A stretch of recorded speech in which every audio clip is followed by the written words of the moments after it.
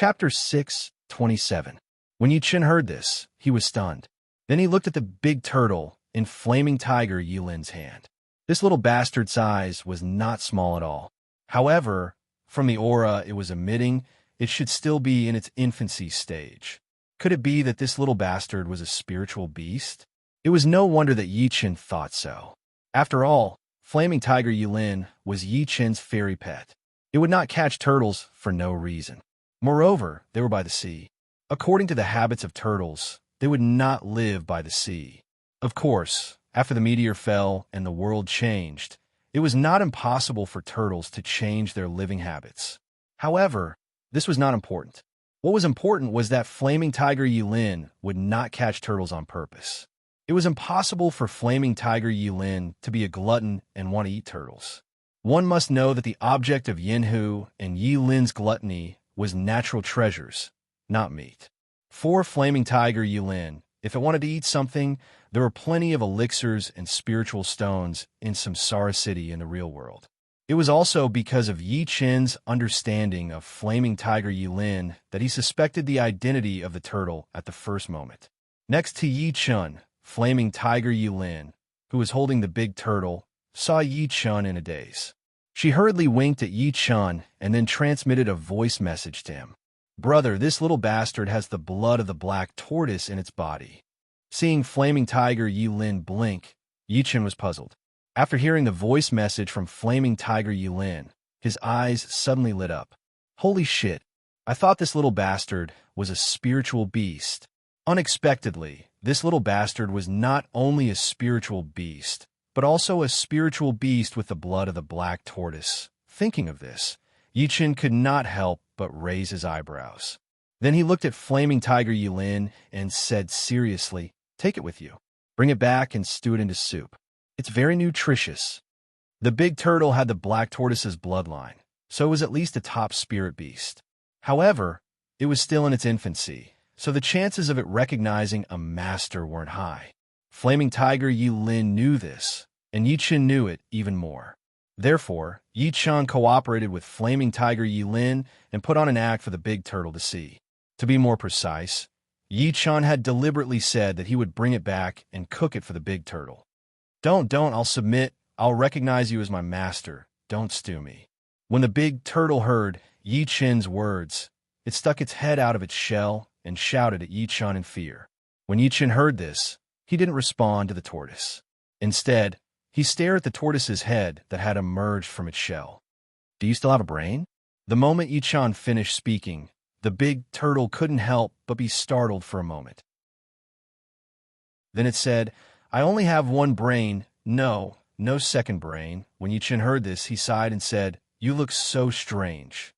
I thought you had two brains." The black tortoise was a combination of a tortoise and a snake. Besides the tortoise's head, it also had a snake's head. This big turtle didn't, so Yi Chen was naturally a little disappointed.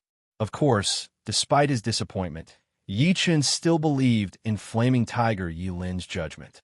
After all, flaming tiger Yi Lin's true body had already reached the immortal beast level. Although its cultivation realm wasn't very high, its identity as an immortal beast was real.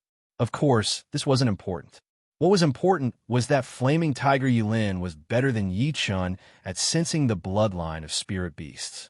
Therefore, when Yi Chen heard the flaming tiger Yi Lin's voice transmission, he immediately cooperated with the flaming tiger Yi Lin's act. The result was obvious. This tortoise with the black tortoise's bloodline in its body submitted right away. Fortunately, the tortoise was only in its infancy. Otherwise, no matter how much Yi Chen and flaming tiger Yi Lin put on an act, it would be useless. When the tortoise in flaming tiger Yi Lin's grip heard Yi Chen's disappointed words, its eyes immediately revealed a panicked look. Then, it shouted anxiously at Yi Chen, "I'll accept you. I'll accept you as my master. Hurry up and start. I'm a spirit beast, a top-notch spirit beast. I can help you." When Yi Chen heard this, he couldn't help but be stunned. This little bastard was too cowardly. When the flaming tiger Yi Lin, who was holding the tortoise, saw Yi Chen in a daze, she immediately realized what Yi Chen was thinking. Then, without hesitation, she slapped the tortoise's head. After the slap, the flaming tiger Yulin said fiercely to the big tortoise, "When you fight in the future, you have to be brave and brave. If you have to fight in the future, you have to step forward bravely. Don't be a coward, understand? I'm a tortoise to begin with." When the big tortoise heard this, it immediately said aggrievedly. When the flaming tiger Yulin heard this, she was instantly enraged. Without thinking, she slapped the big tortoise again. After the slap, the flaming tiger Yulin said fiercely again, "You still dare to be so stubborn? Let me tell you, if you don't go up first when we fight in the future, I'll make soup out of you. Do you hear me?" When the big tortoise heard this, it hastily nodded and said, "I hear you. I hear you." When Yi-Chin saw this, the corners of his mouth twitched involuntarily. Then, he looked directly at the tortoise with the Xuanwu bloodline. Then, he raised his right hand and a drop of essence blood was instantly forced out by Yi-Chin. Then, it flew toward the big tortoise. When Yi-Chin's essence blood reached the big tortoise's head, there was a flash of red light. Then Yi-Chin's essence blood was instantly absorbed by the big tortoise. At the same time, a mysterious connection appeared between Yi-Chin and the big tortoise with the Xuanwu bloodline. When Yi-Chin sensed this connection, he glanced at the big tortoise, or rather, this pseudo-Xuanwu, and said, "Cultivate well. Strive to awaken the Xuanwu bloodline in your body as soon as possible." Before the pseudo-Xuanwu was subdued, neither Yi-Chin nor Yulin could speak of the Xuanwu bloodline in front of the pseudo-Xuanwu. This was because if they spoke of it in front of it, it was very likely that the Xuanwu bloodline in the pseudo-Xuanwu would resist recognizing a master. After all, the Xuanwu was a divine beast. It was simply impossible for it to recognize anyone as its master. As for its descendants, even if their bloodline was extremely thin, there would be an innate resistance to recognizing a master. Otherwise, the flaming tiger Yulin wouldn't have used sound transmission to tell Yi-Chin that the pseudo-Xuanwu possessed the Xuanwu bloodline. Of course, this was before. But now, the pseudo-Xuanwu had already recognized Yi-Chin as its master. There was no longer any problem with the matter of the Xuanwu bloodline. After all, after recognizing a master, the life and death of the pseudo-Xuanwu would be in Yi-Chin's hands. Moreover, there was no possibility of the pseudo-Xuanwu betraying Yi-Chin. After hearing Yi-Chin's words, the pseudo-Xuanwu was slightly taken aback. Then, its eyes immediately revealed an expression of incomparable joy. In the next second, the pseudo-Xuanwu looked expectantly at Yi-Chin and asked, "Master, I really have the Xuanwu bloodline in my body?" "That's right. So, you have to cultivate well and strive to increase the density of the Xuanwu bloodline in your body. If there is a chance in the future, I will help you advance to a true Xuanwu." Yi-Chin chuckled and nodded when he heard this. When the pseudo-Xuanwu heard this, it was immediately overjoyed and hastily shouted, "Thank you, Master. I will definitely work hard to cultivate." Slap.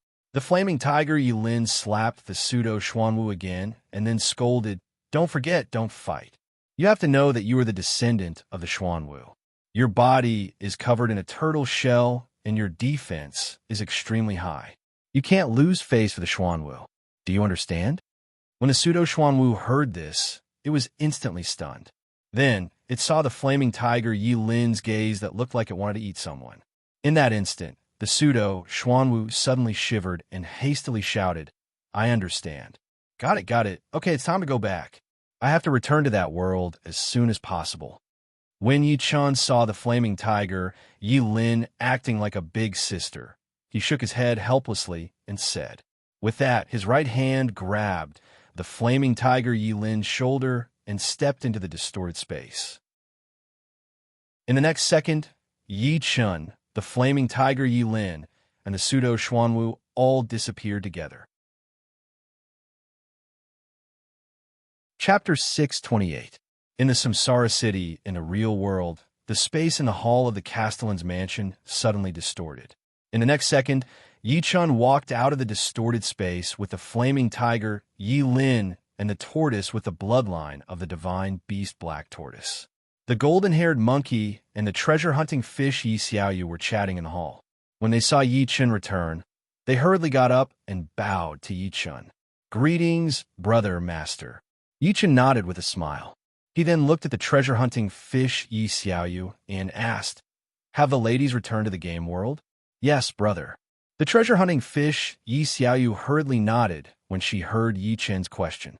When Yi Chen heard this, he felt a sense of guilt for not being able to accompany the ladies. After sighing inwardly, Yi Chen looked at the flaming tiger Yi Lin and said, "I'm going back to the game world right away. I'll leave his place to you. In 2 days, I'll send troops to the real world to guard it. You have to cultivate diligently with Xiaoyu and the others." Yi Chen asked the flaming tiger Yi Lin and the treasure-hunting fish Xiaoyu to cultivate diligently because in 2 days, the protective shield of the safe city in the real world would completely disappear. At that time, the novice period of humans would be completely over, and the whole world would enter a new chapter of blood and fire. At that time, the law of the jungle would bring about death, bloodshed, miserable howls, and sorrows. All kinds of suffering and sorrow would be completely displayed in the world. In order to avoid such a tragic ending, one must have the power to crush everything. And if one wanted to have the power to crush everything, how could one not cultivate diligently and obtain it automatically? Of course, even if a new chapter of blood and fire began, Yi Chen's Samsara city would not be affected in the early stages. After all, Yi Chen's forces were now strong enough to crush all players. Moreover, Yi Chen was the strongest among the players. He had even cleared out the special players among the shifters. Therefore, Samsara City would not be threatened immediately after the new chapter began. However, as time passed, there would be more and more powerful players in the real world, and there would be more and more high-level combat forces. Then, Yi Chen and Yi Chen's Samsara City would definitely be challenged. Even Yi Chen, who had reached the God martial arts realm after his rebirth, could not deny this point. After all, the living beings in the real world all had the identity of players, and increasing their strength was actually not too difficult for the players. As time passed, the players' understanding of the game's rules and of the game world would become clearer and more detailed. This way, the players would definitely grasp the correct way to advance quickly. Then, players with high-end combat power would appear. Yi Chen was a player who had reincarnated, so he naturally knew this. After all, in Yi Chen's previous life, the journey of players in the game world was from being confused to being ignorant, from being ignorant to understanding, and from understanding to knowing everything. Of course, this was not important. What was important was that after the protective shield of the safe city disappeared in the real world, high-level combat forces would appear. If Samsara City did not have the ability to deal with high-level combat forces, then Yi Chen would not be able to develop steadily in the game world. Then, how could Yi Chen use the memory of his rebirth to take the lead and become the strongest player? Yi Chen naturally did not want this to happen. Yi Chen wanted to be a powerful player, a player who could crush everything. Therefore, Yi Chen brought the flaming tiger Yi Lin to the real world after the game started and had her guard Samsara City in the real world. Only when there was no danger in the real world would Yi Chen be able to seize the opportunity in the game world and seize all the opportunities in the game world. Then, he would take the lead step by step and become the strongest player.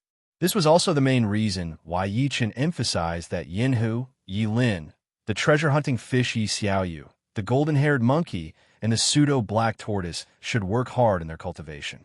After all, their cultivation speed was faster than Yi Chen's subordinates. Only when they reached a higher level could they truly resist the attacks of the players who wanted to challenge Yi Chen's position or steal everything from Yi Chen in the future. They were the only ones who could stop the experts who wanted to challenge Yi Chen, or simply eliminate those experts. Only then would Yi Chen be able to roam the game world without any worries. Otherwise, Yi Chen would go offline every day to deal with the players who wanted to attack Yi Chen and Samsara City. How could he have the time to develop in the game world? After hearing Yi Chen's incomparably solemn words, Yinhu and Yi Lin's expressions instantly turned solemn, after which they heavily nodded and opened their mouths to say, Big brother, I will definitely lead Xiaoyu and the others to cultivate hard. Hearing this, Yi Chen nodded with satisfaction. Then, with a wave of his right hand, 10 balls of light covered with runes suddenly appeared. Glancing at the 10 balls of light, Yi Chen pressed his right hand to the ground. The 10 balls of light instantly rushed to the ground and then disappeared. In the next second, with a thought from Yi Chen, 10 waves of earthquake-like fluctuations instantly rose from ground. Then, everything returned to silence. While Yin Hu, Yilin, the treasure-hunting fish Yi Xiaoyu, the golden monkey, and the pseudo-black tortoise were still in a daze, 10 extremely dense spiritual energies abruptly rose from the ground and shot up into the sky. In an instant, they were pulled back by the spirit-gathering formation disk Yi Chen had set up in Samsara City. Big brother, this is Flaming Tiger Yilin, who felt the extremely dense spiritual energy, suddenly came back to her senses. Then, she looked at Yi Chen with ecstasy and asked, Flaming Tiger Yilin was an immortal beast. Naturally, she liked environments with dense spiritual energy. The density of spiritual energy in Samsara City was already terrifying. Now, 10 waves of spiritual energy suddenly appeared. Whether in terms of quantity or density, they all surpassed that of the original Samsara City. How could Flaming Tiger Yilin not be shocked and happy? In fact, not only Flaming Tiger Yilin, but also Treasure Hunter Fish Yi Xiaoyu, Golden Monkey, and Black Tortoise were all very excited. Because they were Yi Chen's pets of intelligence, they were all qualified to enjoy the extremely dense spiritual energy in Samsara City. After hearing Flaming Tiger Yilin's surprised and inexplicable inquiry, Yi Chen smiled slightly and said, It's a high-grade spiritual energy. Although it's only a part of the harvest from this trip, it's enough for you to use. For Yi Chen, Samsara City was his headquarters. Naturally, the higher the density of spiritual energy here, the better. After all, Yi Chen still wanted to improve the cultivation speed of his subordinates and pets of intelligence. Naturally, he wouldn't be stingy just because the high-grade spiritual energy was precious. As soon as Yi Chen finished speaking, a layer of fog suddenly appeared on the ground of Samsara City, which was originally free of fog. Then it quickly thickened until it was about 1 meter thick before it stopped. Spiritual energy turning into fog. Flaming Tiger Yilin was stunned when she saw this. Then she shouted in surprise. Treasure Hunter Fish Yi Xiaoyu, Golden Monkey, and Black Tortoise also opened their eyes wide at this moment. Spiritual energy turning into fog only happened when the density of spiritual energy reached a certain level. To Flaming Tiger Yilin and other pets of intelligence, it was simply a blessing to be able to cultivate in such an environment. Yi Chen glanced at Flaming Tiger Yilin and other pets of intelligence, who were inexplicably surprised. Then, he smiled and said, Cultivate well. Yes, brother, master. Flaming Tiger Yilin, Treasure Hunter Fish Yi Xiaoyu, Golden Monkey, and Black Tortoise all came back to their senses when they heard this and hurriedly responded. Yi Chen nodded, then walked straight to the side of the diamond-level gaming chamber and lay down in it. When the chamber door closed, Yi Chen returned to the gaming world. Chapter 629. In the game world, in Luoyang Inn, in the sky room, a pillar of light suddenly appeared. When the pillar of light dissipated, Yi Chen, who had returned to the game world, instantly appeared here. At this moment, a world announcement suddenly sounded. Ding! Congratulations to player Yi Chen for being the first person to advance to the God Martial Realm. Player Yi Chen is rewarded with 108 attribute points. Ding! Congratulations to player Yi Chen for killing all the special shifter players and completing the special hidden quest, Rise of the Humans. Player Yi Chen is rewarded with 10,008 attribute points and 1 lucky draw ticket. The 3 consecutive world announcements instantly caused an uproar in the originally calm world channel. F*CK. F*CK. What's going on? How did Yi Chen advance again? What the F*CK? I remember that Yi-chan advanced to the Nirvana realm not long ago, right? You didn't remember wrongly. Yi-chan advanced to the Nirvana realm only a few F*** days ago. No, it hasn't even been that long, F***CK. Isn't it harder to advance in realms? Why is it so easy for Yi-chan to advance from the Hoteon realm to the innate realm? It's not just simple. I've been in the game since the beginning, and I still haven't advanced to the innate realm. How many realms has Yi-chan advanced? Even if he cheats, he can't be so obvious. Be envious, be jealous. Let me tell you, it's useless. Boss Yi-chan is the most awesome. No matter what you think, Boss Yi-chan will crush you all. That's right. Boss Yi-chan is the most awesome existence. There's no other. F***CK. Stop arguing. Are you all stupid? Didn't you see the last world announcement? Can someone tell me what's going on with the special shifter players? How did Yi-chan find them and kill them all? Didn't the invading shifter players return to the shifter realm? Is there need to ask? It's already very obvious, all right? The invading shifters have been chased away. If Yi-chan can kill a special shifters player, he must have done it in the real world. That's the crux of the problem. F***CK. How did Yi-chan know that the shifters had special players? He even went offline and killed all of them? The most ridiculous thing is that after completing the special hidden mission, not only did I get a chance to draw a prize, I even got 10,000 innate attribute points. F***CK. If you didn't mention it, I would have forgotten about it. 10,000 innate attribute points. That's way too much. I already told you that Yi-chan cheated, but you didn't believe me. If Yi-chan didn't cheat, then my neighbor's live stream will eat shit. Mother of Asterisker. Didn't you guys pay attention to the fact that Boss Yi-chan killed a special player from the shifter race? Why bother with these idiots? If they're smart, they wouldn't be gossiping. Mother of Asterisker, why don't you guys think about it?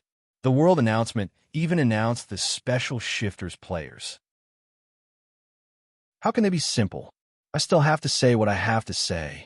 Otherwise, these idiots will really think that they didn't get any benefits. F***CK you bastard who kneels down and licks Yi-chan. Tell me, what benefits did I get? Idiot, I don't want to say it at first, but since you have doubts, I'll tell you clearly today. If Boss Yi-chan didn't kill the special shifters players, then 2 days later, there will only be one result for you guys who only know how to be envious and jealous. No matter if you encounter or are found by the special shifters players, there will only be one result. Death.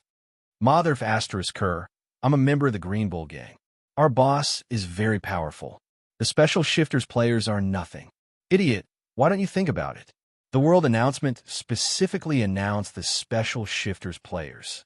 How can they be normal? If they were normal, would there be so many rewards?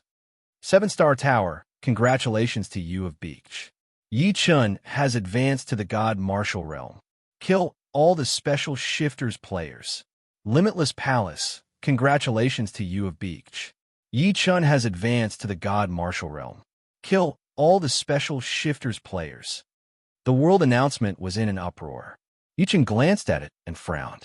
The players were envious and jealous of Yi-chan. It had started when the game started. Yi-chan knew this very well, so Yi-chan didn't care much about it. To Yi-chan, it didn't matter if the players were envious or jealous. Even if the players' hearts were twisted to the point of hating Yi-chan, Yi-chan didn't care. After all, Yi-chan had already left the players in the dust.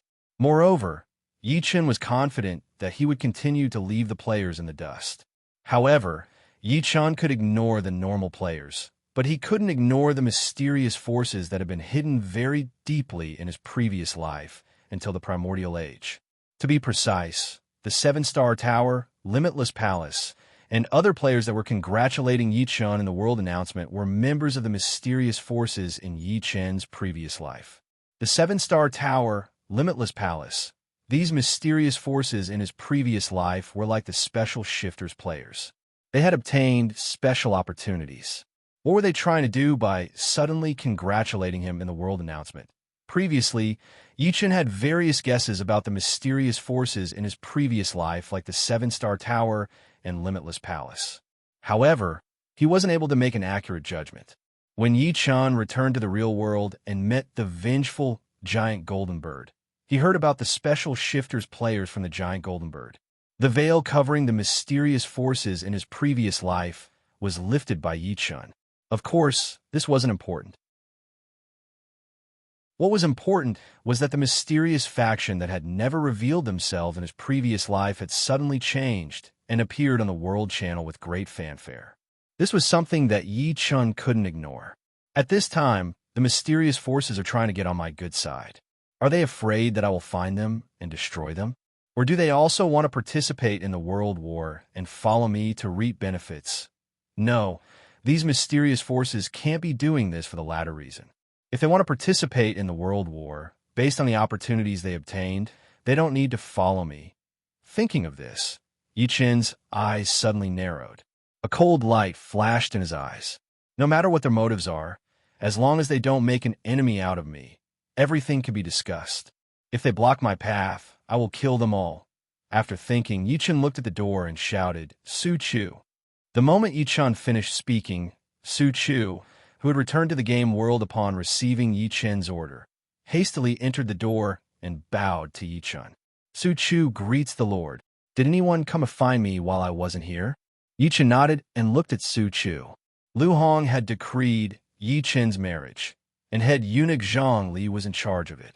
Although the date of the marriage hadn't been set, there were still some formalities. More accurately, the imperial palace would send someone to inform Yi Chun of what to pay attention to and what to prepare for the marriage.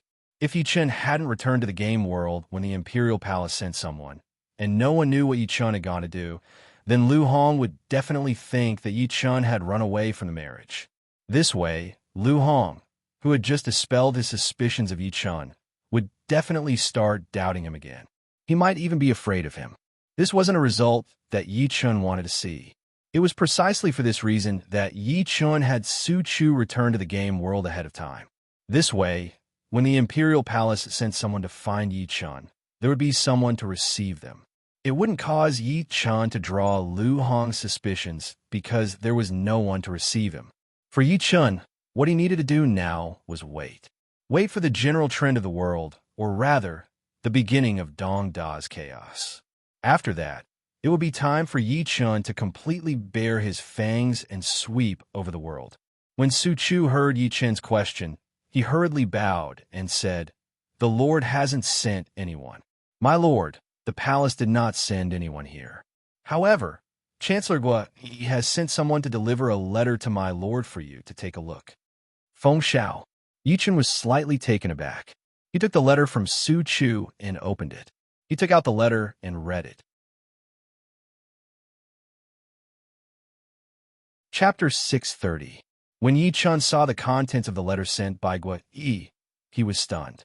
There were not many words in the letter, only 5 words. Who will be the mistress? His meaning was none other than asking Yi Chun who would be the mistress of the house between Zhao Yu, Chan Wan, Kai Mei Mi Zhen, Huang Wan the 5 beautiful Jin sisters, and the soon-to-be-married Big Qiao and Little Qiao. Of course, this was just on the surface. It meant that Yi Chun, as the Lord, couldn't delay the matter any longer. He had to decide on the Lady of Reincarnation Immortal City as soon as possible. Otherwise, there might be some unforeseen events. For example, the women might try to rope in Yi Chun's subordinates and get rid of their dissidents. Or the women's relatives might try to use their connections or even scheme to help their elder sisters, younger sisters, or daughters rise to power, and so on. Then, Yi Chun's backyard, or even the whole Samsara city, would not be peaceful. After all, Yi Chun's subordinates were loyal to Yi Chun, not to Yi Chun's women. Of course, this was what Gua Yi expressed to Yi Chun in the letter. Although Gua Yi did not say it explicitly, Yi Chun could see it.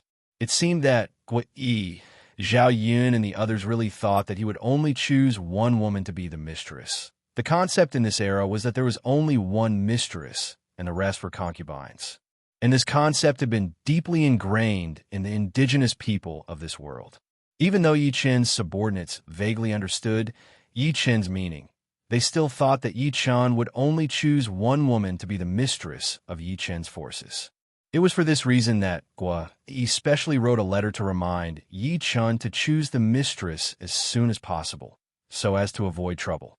After all, Many forces, even empires, were gradually destroyed because of internal instability.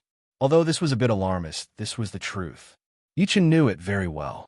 However, while Yi Chen understood, he did not care about this at all. The reason was simple. Yi Chen had told the women that everyone was equal and that they would be the mistress in the future. After knowing Yi Chen's meaning, the women all agreed and no one had any resistance. If the women did not agree and insisted on a ranking, they would not hide it from Yi Chen. After all, the women were also loyal to Yi Chen, so they would not deceive Yi Chen. Guo Yi wrote a letter because Yi Chen had not made a formal statement. If Yi Chen had made a formal statement, all these worries would not have existed. Guo Yi, why didn't he just say it directly? Why did he make it so mysterious, and I have to guess? However, it was also a blessing to have such a subordinate. Thinking of this, Yi Chen could not help but smile. Then, he looked at Su Chu and asked, Zhongkong, what would you think if I, your lord, wanted to determine 10, 20, or even more mistresses? Su Chu was stunned when he heard Yi Chen's question. Su Chu had never thought that Yi Chen would ask him this. After coming to his senses, Su Chu's expression turned solemn, and he bowed loudly. My lord, if you say there are as many mistresses as you want, then there will be as many. Because this is what my lord said, no one can doubt or mock him. If anyone dares to, Su Chu will definitely cut off his dog head. Great. Hearing this, Yi Chen laughed out loud and then shouted. Yi Chen had asked Su Chu because he wanted to see how his subordinates would react after hearing his decision. The result was just as Yi Chen had expected. After being stunned for a moment, Su Chu chose to support Yi Chen without hesitation. Loyal subordinates were indeed good. They could solve a lot of problems. It was no wonder that Yi Chen thought this way. If Yi Chen's subordinates were not loyal to him, Yi Chen would only need to announce some orders that went against the concept of this era. The result would be chaos within Samsara City. It might not be a big deal if it happened once or twice. However, if it happened too many times, or if the bombs released by Yi Chen were too powerful, then Yi Chen's subordinates would probably all run away. In Yi Chen's previous life, this kind of situation where his subordinates left after recognizing him as their master was not uncommon. The reason was the loyalty of his subordinates. Otherwise, Yi Chen wouldn't have used all sorts of methods to move his subordinates and increase their loyalty. Then, all of them would be loyal to Yi Chen. Thinking of this, Yi Chen could not help but raise his eyebrows. Then, he looked at Su Chu and said, Zhongkong, come back to Samsara Immortal City with me.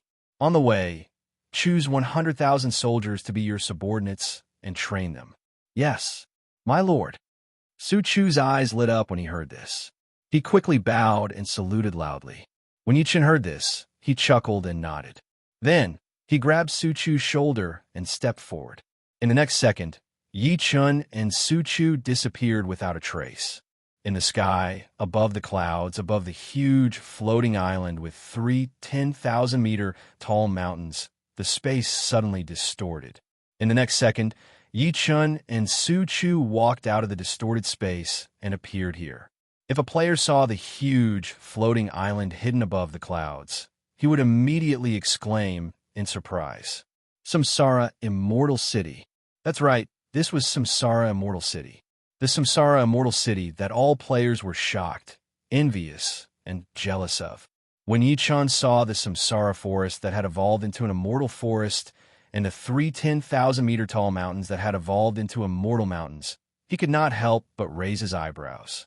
Although it was his second time seeing it, it was still so King awesome.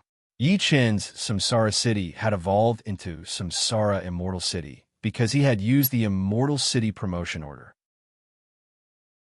However, to Yi Chen's surprise, the entire Reincarnation Valley, the 3 10,000-meter-tall mountains that surrounded the Reincarnation Valley, and the entire Samsara forest outside all participated in the evolution.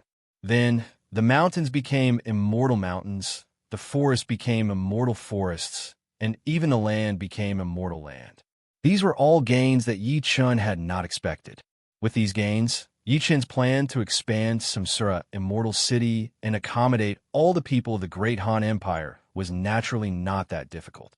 After all, if Yi Chun wanted to expand the internal space of Samsara Immortal City to accommodate all the people of the Great Han Empire, he had to obtain a large number of immortal-grade materials and integrate them into Samsara Immortal City. However, this was the beginner's area of the Three Kingdoms. It was extremely difficult to obtain a large number of immortal-grade materials in the beginner's area of the Three Kingdoms. Even if Yi Chun had not been reborn, he knew how difficult it was. Originally, Yi Chun had thought that only the 3 immortal islands could obtain immortal-grade materials. Who would have thought that Samsara Immortal City would give Yi Chun such a huge gift as soon as it evolved? Otherwise, Yi Chun would not be so happy. Thinking of this, Yi Chun could not help but smile. Then, he quickly flew toward the Reincarnation Valley with Su Chu, who was shocked by the huge island floating in the sky under his feet. After a few breaths, Yi Chun arrived above the tall city wall at the entrance of the Reincarnation Valley. At this moment, the soldiers guarding the city wall of the Reincarnation Valley saw Yi Chun. In the next second, there was a swoosh sound. The soldiers guarding the city wall of the Reincarnation Valley uniformly knelt on one knee and shouted in unison, "Greetings, Lord!" Thousands of people shouted in unison, their voices shaking the sky. Chapter 631.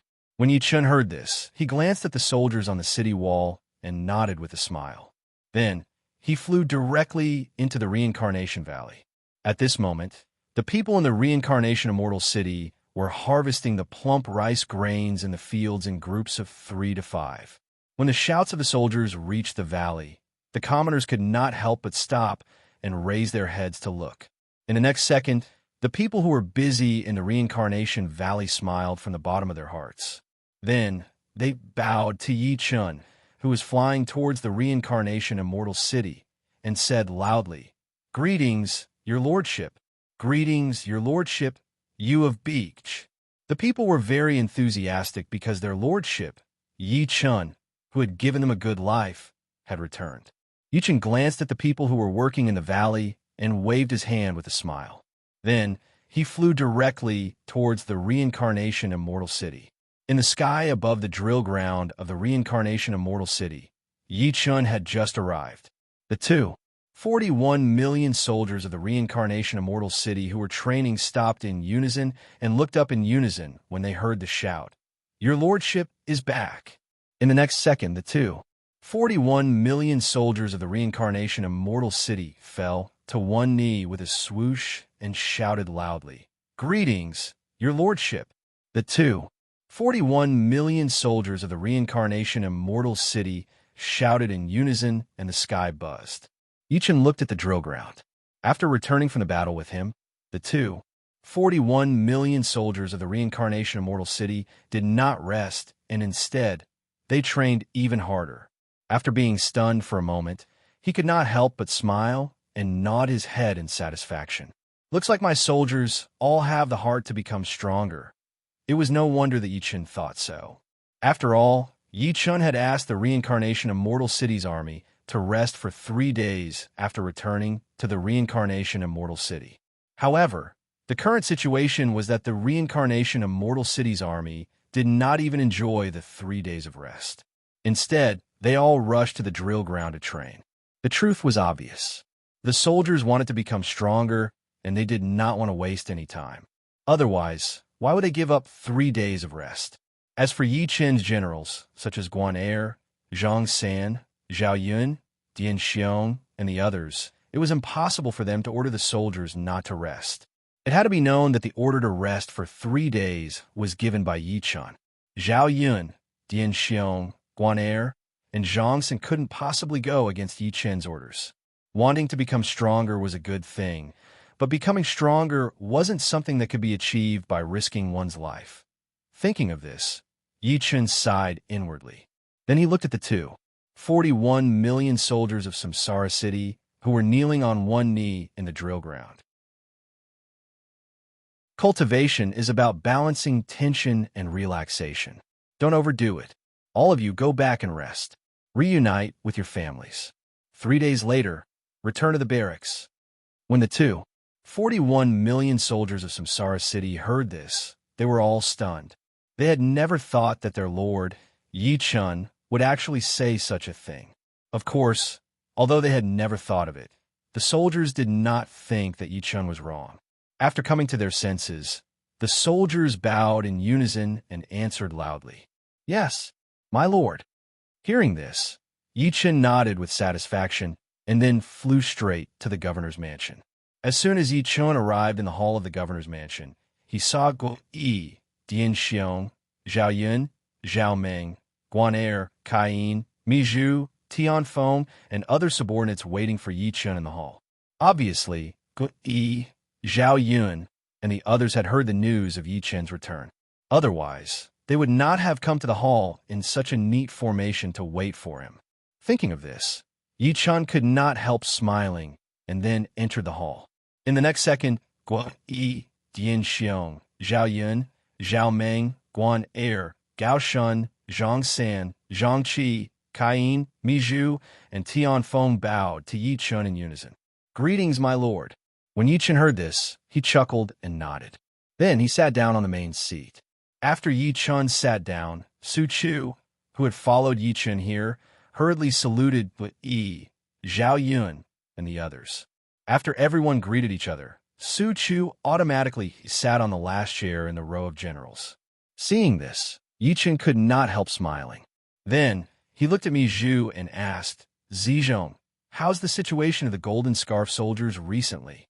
After killing Zhang Ju, Yi Chun took all the Golden Scarf soldiers into Yuzhou province. Although Yi Chun did not give them the official identity of Yuzhou province's citizens, Yi Chun would not ignore it. After all, these people had been bewitched by Zhang Ju. Although Yi Chun had killed all the leaders of the Golden Scarf soldiers, and they all showed sincere regret, Yi Chun would not conclude that those Golden Scarf soldiers sincerely wanted to live a peaceful life. Because of this, Yi Chun asked Mi Zhu about the situation of the Golden Scarf soldiers at once. If the Golden Scarf soldiers were just pretending and playing tricks behind his back, of course, Yi Chun would not be merciful. Hearing Yi Chun's question, Mi Zhu hurriedly got up and bowed loudly, saying, "Reporting to your highness, the Golden Scar soldiers have followed your highness's orders and distributed farming tools and oxen, as well as enough food to support their next harvest. According to the report of the spies we recently placed among the Golden Scarf soldiers, the Golden Scarf soldiers have no tendency to rebel. They are very stable and very much like the life your highness has arranged." "Very good." Hearing this, Yi Chun nodded in satisfaction. Then, he looked at his subordinates in the hall and said, "His Majesty has decreed that Princess Zhaoyang and Princess Changle are to be my wives. This is also the reason for my return." Hearing Yi Chun's words, Kai Yin, Zhao Yun, and Mi Zhu immediately became somewhat uncomfortable. However, after Guo Yi deliberately coughed a few times, the three of them quickly regained their composure. Yi Chun, who had been watching his subordinates, especially Kai Yin, Zhao Yun, and Mi Zhu, secretly smiled when he saw this. Then he glared at Guo Yi and said with a solemn face, "Since ancient times, there has only been one legal wife. However, I am the Lord of Reincarnation, Immortal City. I am not prepared to abide by the customs of the world, so..." When Yi Chun said this, the eyes of Zhao Yu's brother, Zhao Yun, Kai Mei Er's father, Kai Yin, and Mi Zhun's brother, Mi Zhu, all lit up. Except for Guo Yi, who looked relaxed, the other subordinates all looked down and quietly waited for Yi Chun's answer. Yi Chun glanced at his subordinates with different expressions, smiled slightly, and then said, "I will have many wives. To be precise, I will have as many legal wives as I have women. This is my decision. Do you have any objections?" Hearing Yi Chun's words, Zhao Yun, Dian Xiong, Gao Shun, Guan Er, Zhang San, Kai Yin, Mi Zhu, Guo Yi, and other subordinates of Yi Chun looked at each other, then stood up, bowed, and said loudly, "Your Highness is wise."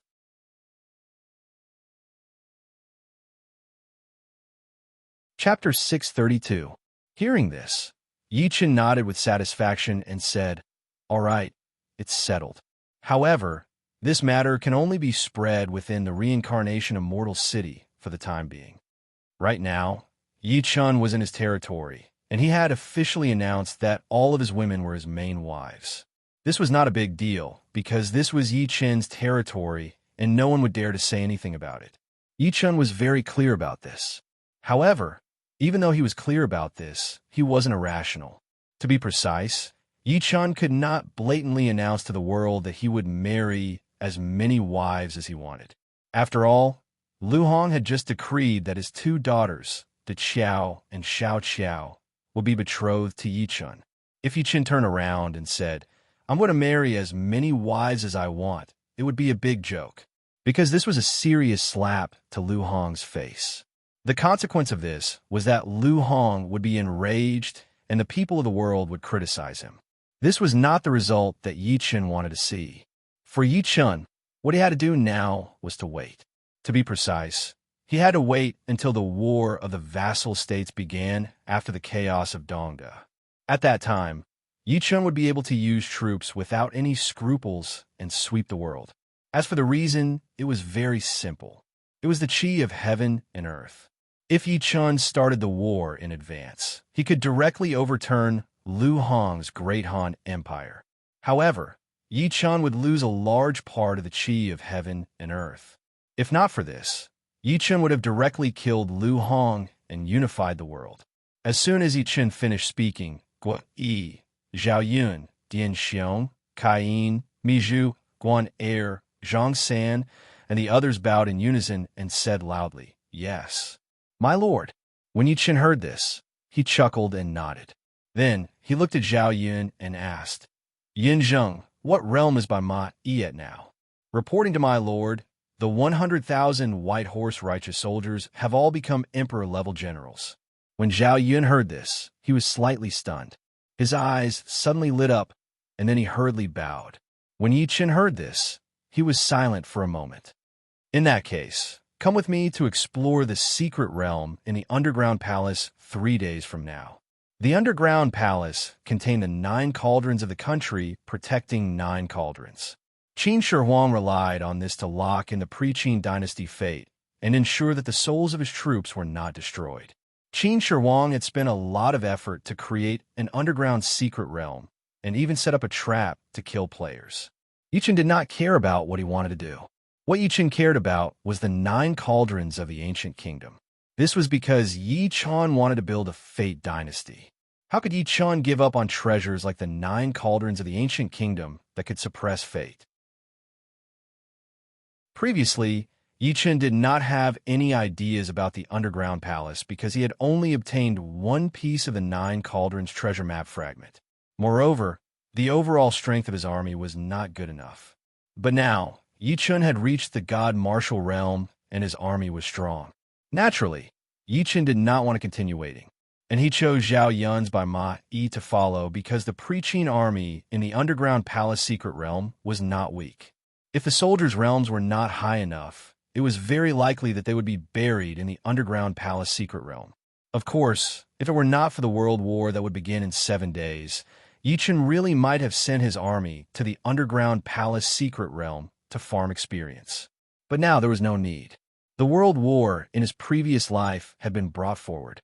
Yi Chun had plenty of opportunities to train his troops. Naturally, he would not let his soldiers risk their lives in the underground palace secret realm. "Yes, my lord, my lord." When Zhao Yunzheng heard this, his expression immediately turned solemn, and he bowed. It was clear that Zhao Yun knew what the underground palace secret realm had to do with it. Otherwise, he would not be so solemn. The moment Zhao Yun finished speaking, Guo Yi, Kai Yin, Mi Zhu, Dian Xiong, Guan Er, Zhao Meng, Zhou Tsang, Zhang San, Zhang He, Chu, Yi Gaolan Gao Shun, Su Chu, Zhang Liao, Yin Rou, Han Deng, Cheng Pu, Sun Qing, Chen Kun, Tian Feng, and Eugene glanced at each other, and then they all stood up and bowed to Yi Chun. "We are willing to follow my lord to the underground palace secret realm." Yi Chun couldn't help but be taken aback at these words. Yi Chun could understand why Dian Xiong, Guan Er, and Zhang San wanted to follow Yi Chun to the underground palace secret realm. After all, once they reached the underground palace secret realm, there would definitely be a battle. As generals, they naturally did not want to back down on this matter. As military advisors, Yi, Chun Kun, and Tian Feng also wanted to go. After all, the underground palace secret realm contained millions of mighty preaching soldiers. It was very likely that special military formations would clash. It was only natural for them to go. But Yi Chun had never imagined that Kai Yin and Sun Qing, who were in charge of literature and politics, would also want to go. While Yi Chun was in a daze, Yi stepped forward and bowed to Yi Chun. "My lord, after Qin Shi Huang swept through the world and unified the world, he did one thing: burn books of poetry and kill sorcerers. Since then, the 6 arts have been missing or even lost. Feng Xiao, are you saying that the underground palace secret realm contains missing or even lost parts of the 6 arts?" Yi Chen's eyes widened and he asked. He shook his head and said, "Yes, yes. Yes, but also no. Jia, I've studied many secret manuals.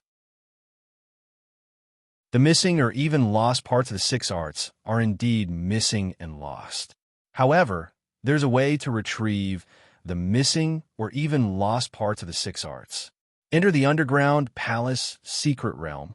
Yi Chen's eyes lit up and he asked. He nodded heavily and said, "My lord, my lord. My lord, that is indeed the case. Rumor has it that although Qin Shi Huang burned books and buried Confucianism, the secret realm he left behind in the underground palace contained the ultimate embodiment of the 6 arts.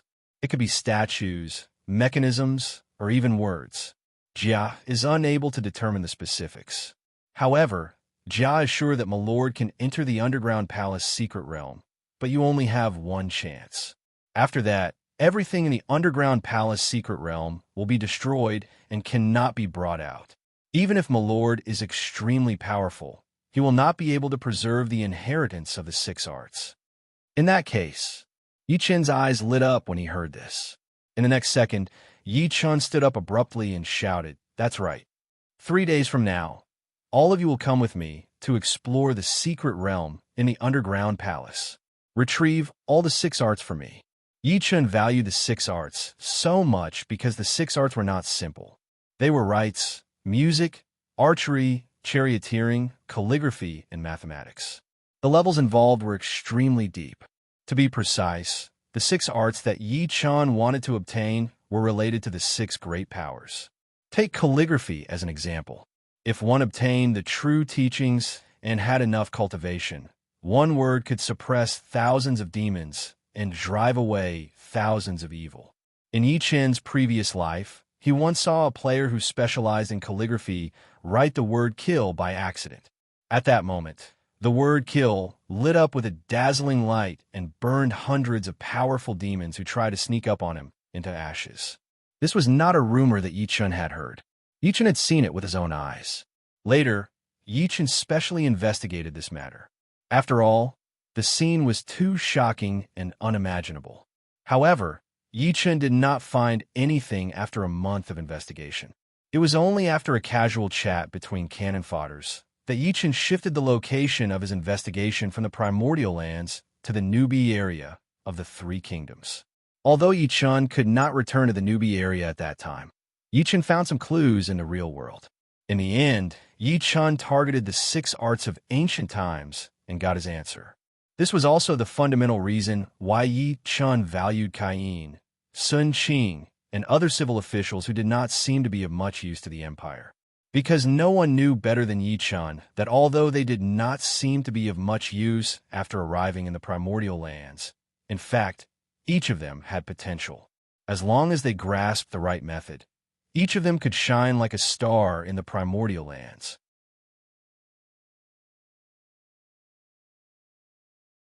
Chapter 633. Yes, my lord.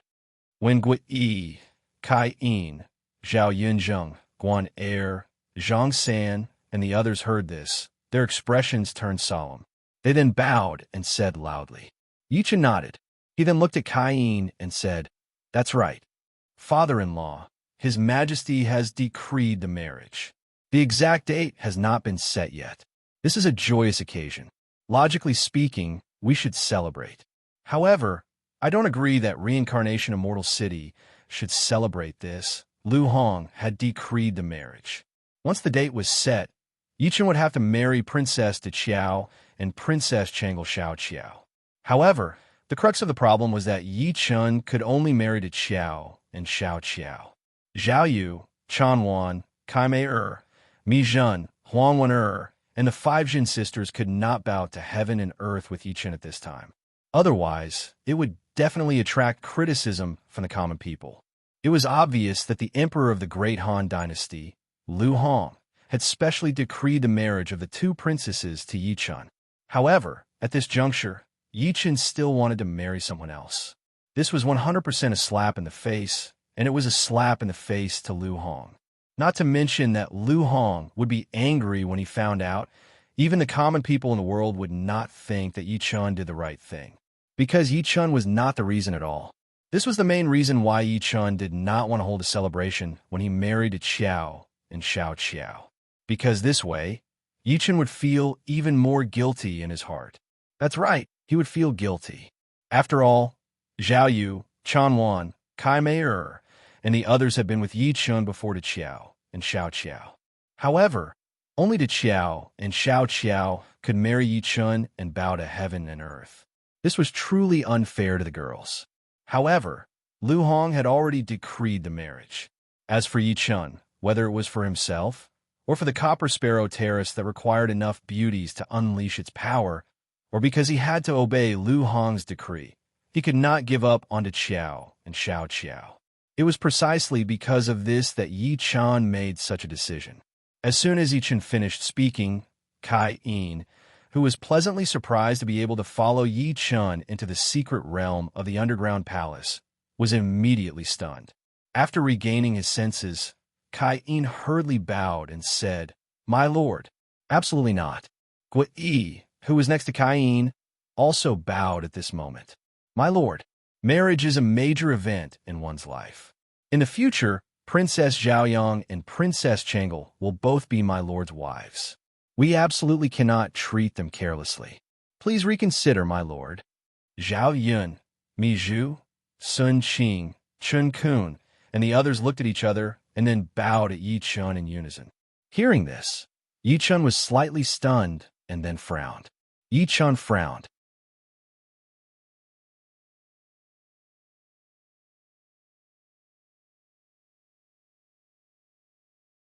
It was also because of this that Yi Chen specially gave the women a lot of Tao comprehension tea when they arrived in the real world. He also asked them to bring some for Yi, Kai Yin, and the others. His purpose was to let his subordinates have a chance to be resurrected like the players. After all, every piece of Tao comprehension tea could give the players or natives a chance to be resurrected. When Gui Yi heard this, an extremely moved expression appeared on his face. He then bowed to Yi Chen in an extremely solemn manner and said, "It's my great fortune to be able to follow you, my lord." No effect. Yi Chen's face darkened when he heard this. He then asked in a deep voice, "My lord, the heaven's jealousy is extraordinary. Unless you transcend this world, the heaven's jealousy will exist forever." Gui Yi's heart warmed when he heard this. He then bowed and said with a smile. Yi Chen frowned again when he heard this. He then looked at Gui Yi and said seriously, "Feng Xiao, if the heaven doesn't do as you wish, the sharp sword of the reincarnation of Mortal City will be unsheathed immediately. Do you understand?" "Thank you, my lord." Gui Yi's heart trembled when he heard this. He then forcibly controlled his voice, which was about to change pitch, and bowed deeply. Gui Yi was a super-class historical general. How could he not understand Yi Chen's meaning? If the heaven's jealousy was triggered in advance, his lord, Yi Chen, would directly use his troops to conquer the world. Then, he would establish a country and ascend. It was because Gui Yi understood Yi Chen's meaning that he was so moved that he almost choked. Zhao Yun, Dian Xiong, Guan Er, Zhang San, Kai Yin, and the others looked at each other. Then, they bowed together and said loudly, "We swear to follow you, my lord." Obviously, these subordinates of Yi Chen also understood what Yi Chen meant. They also knew what the heaven's jealousy was. When Yi Chen heard this, He glanced at his subordinate who stepped forward to express his stance. He let out a long sigh and then shouted, "Good, it's settled." For Yi Chun, the heaven's luck would be lost if he mobilized his troops in advance. However, it was much less than losing a superclass historical official who was loyal to him. Moreover, even if the heaven's luck was lost, it would not affect Yi Chun's plan. It had to be known that Yi Chun had only taken away the heaven and earth providence of the three kingdoms when he ascended. Compared to the heaven and earth providence of the great desolate world, it paled in comparison and was not even worth mentioning. Of course, it was undeniable that losing part of the heaven's luck from the novice area of the three kingdoms would affect Yi Chun's empire. However, as long as Yi Chun could wantonly plunder the heaven's luck from other countries during the World War, he could solve this problem with the help of the 9 guardian cauldrons. Of course, it would be best if Gui Yi's heaven's jealousy was not triggered in advance. In this way, Yi Chun could obtain more heaven's luck and ascend. In this way, Yi Chun's samsara empire would have a more stable foundation. Then, it would be more stable in the untainted world. Whether Gui Yi's heaven's jealousy was triggered in advance or not, the samsara immortal city would start a massacre on the day of the World War. Thinking of this, Yi Chun suddenly opened his eyes. Then, an overbearing and powerful aura suddenly burst out.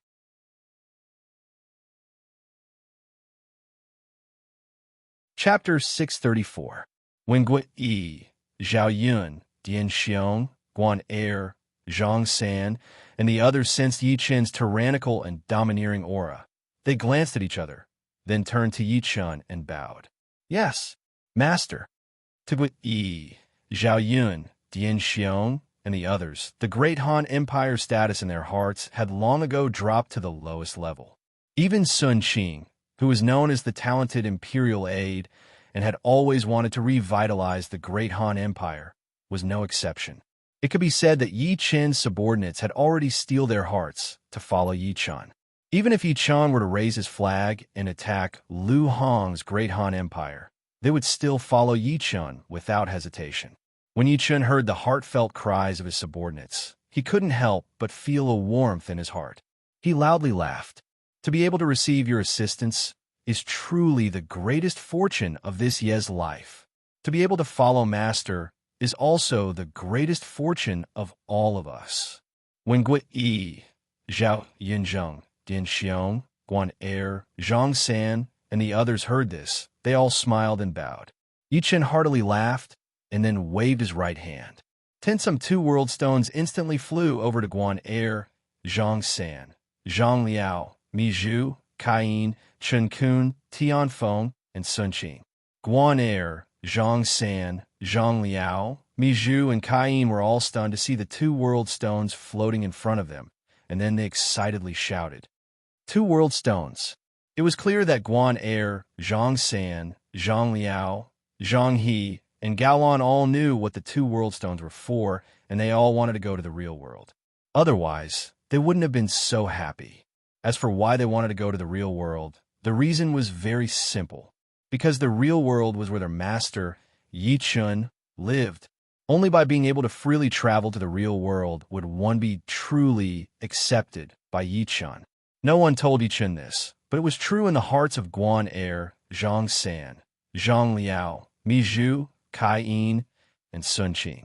Now that Yi Chun had taken out the 2 world stone, it was undoubtedly telling them that the recognition they had been waiting for had really come. After realizing this, how could they not be excited? How could they not be excited? After all, they were either civil officials or military generals. What they looked forward to the most was their lord's approval. Yi Chun glanced at his excited subordinates and smiled. Then he said, "Let's go." "That's right, it's the 2 world stone. Previously, because I had to go on an expedition to quell the rebellion, I didn't have the chance to distribute the 2 world stone. Now that I'm free, I can't delay any longer. However, I still want to ask you one thing. Are you willing to follow me to the world I'm in?" Yi Chun naturally knew what his subordinates were thinking and what they cared about.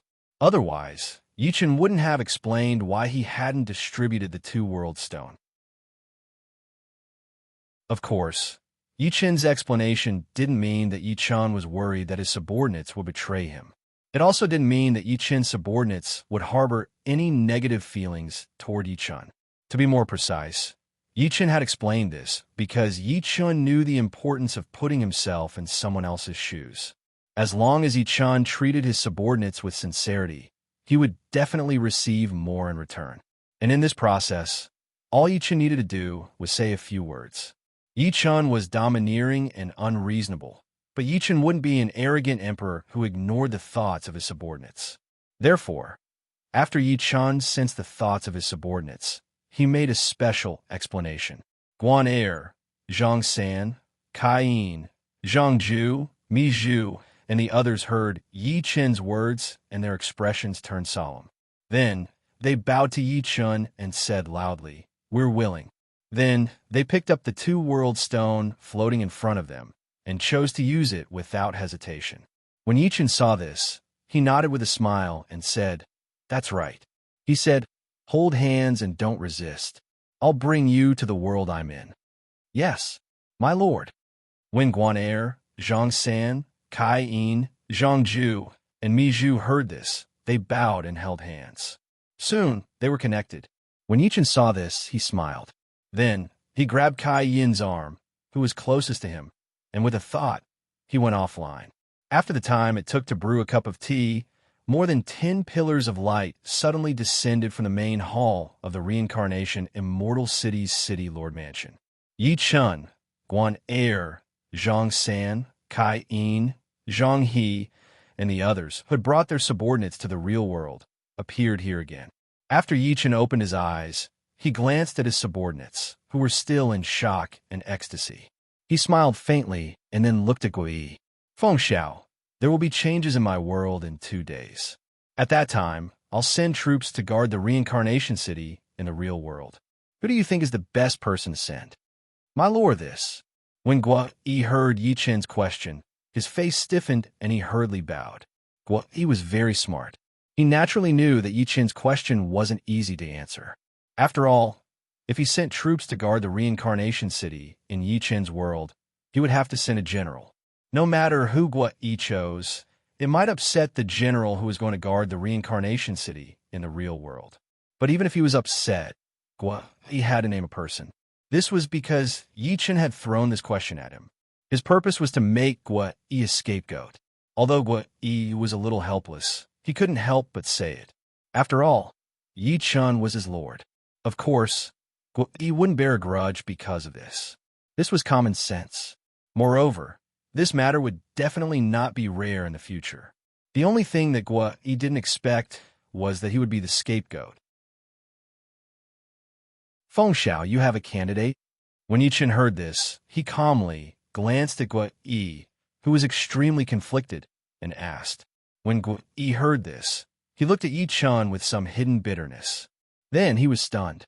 In the next second, Guyi looked again at Guan Er, Zhang San, Zhang He, and the others who had returned from their first trip to the real world.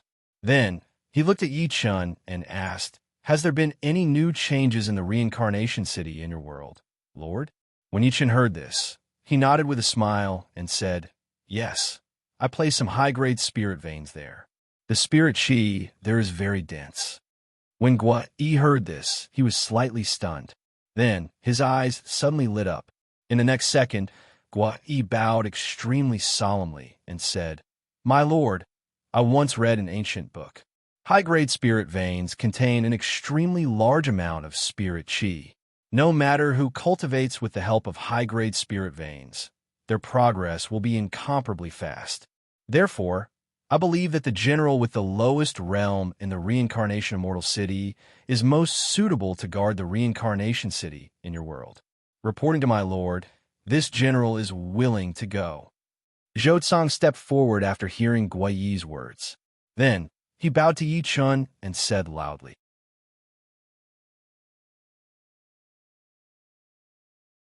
Chapter 635. When Yi Chen heard this, he immediately smiled. Then, he looked at Zhou Tsang and said, "Since that's the case, I'll leave my safety in your hands. This general swears to protect the safety of my lord." When Zhou Tsang heard this, he clasped his hands together and roared at Yichun. After hearing this, Yichun nodded his head in satisfaction before a thought crossed his mind.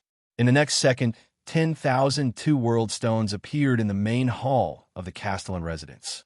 Yichun couldn't help but raise his eyebrows when he saw the 10,000 two-realm stones in the hall. When the auction started, he would mention that the two-world stones could be used as a trading currency. He should be able to get quite a lot of them. The two-world stone wasn't a precious treasure, but it was necessary to travel between the real world and the game world. If a player obtained a two-world stone and used it on an aboriginal, he would realize that one two-world stone was all it took to bring a person from the game world to the real world. If a player used the two-world stone on himself, he would realize that his body could also enter the game world. Moreover, the increase in strength wouldn't decrease.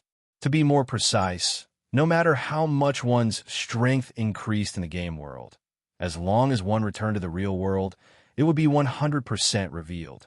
It wouldn't be like before, where one's strength increased in the game, but when one returned to the real world, they would only be able to display 20% or 40% of their strength.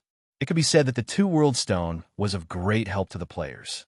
It could even stimulate a large portion of the players. After all, the players wanted to become stronger. Summoning the aboriginals to the real world or entering the game world could make the players stronger or stronger quickly.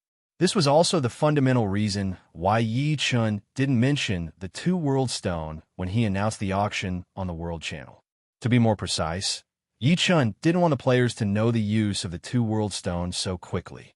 At least before the auction started, he couldn't let the players know that Yichun, this crazy cheater, was interested in the two-world stone. Otherwise, the players would definitely use the two-world stone to test it just like how they did with the Enlightenment Stone. Once the players discovered the true use of the two-world stone, they definitely wouldn't use it as a currency and use it in Yichun's upcoming auction. In this way, Yichun's plan to wantonly purchase two-world stones would fail. This was not what Yichun wanted to see. Of course, even if Yichun's plan really failed, Yichun wouldn't care. After all, among Yichun's subordinates, apart from the 10,000 ordinary soldiers, there were also 10,000 Samsara Legion veterans who could enter the real world. They had used the two-world stone a long time ago. With them, even if they did not have 10,000 ordinary soldiers, they could still protect Samsara City in the real world for Yichun. Of course, that was before the players ascended to the Primordial world. If the players ascended to the Primordial world, their strength would increase by leaps and bounds. The 10,000 Samsara Legion veterans wouldn't be able to protect Samsara City.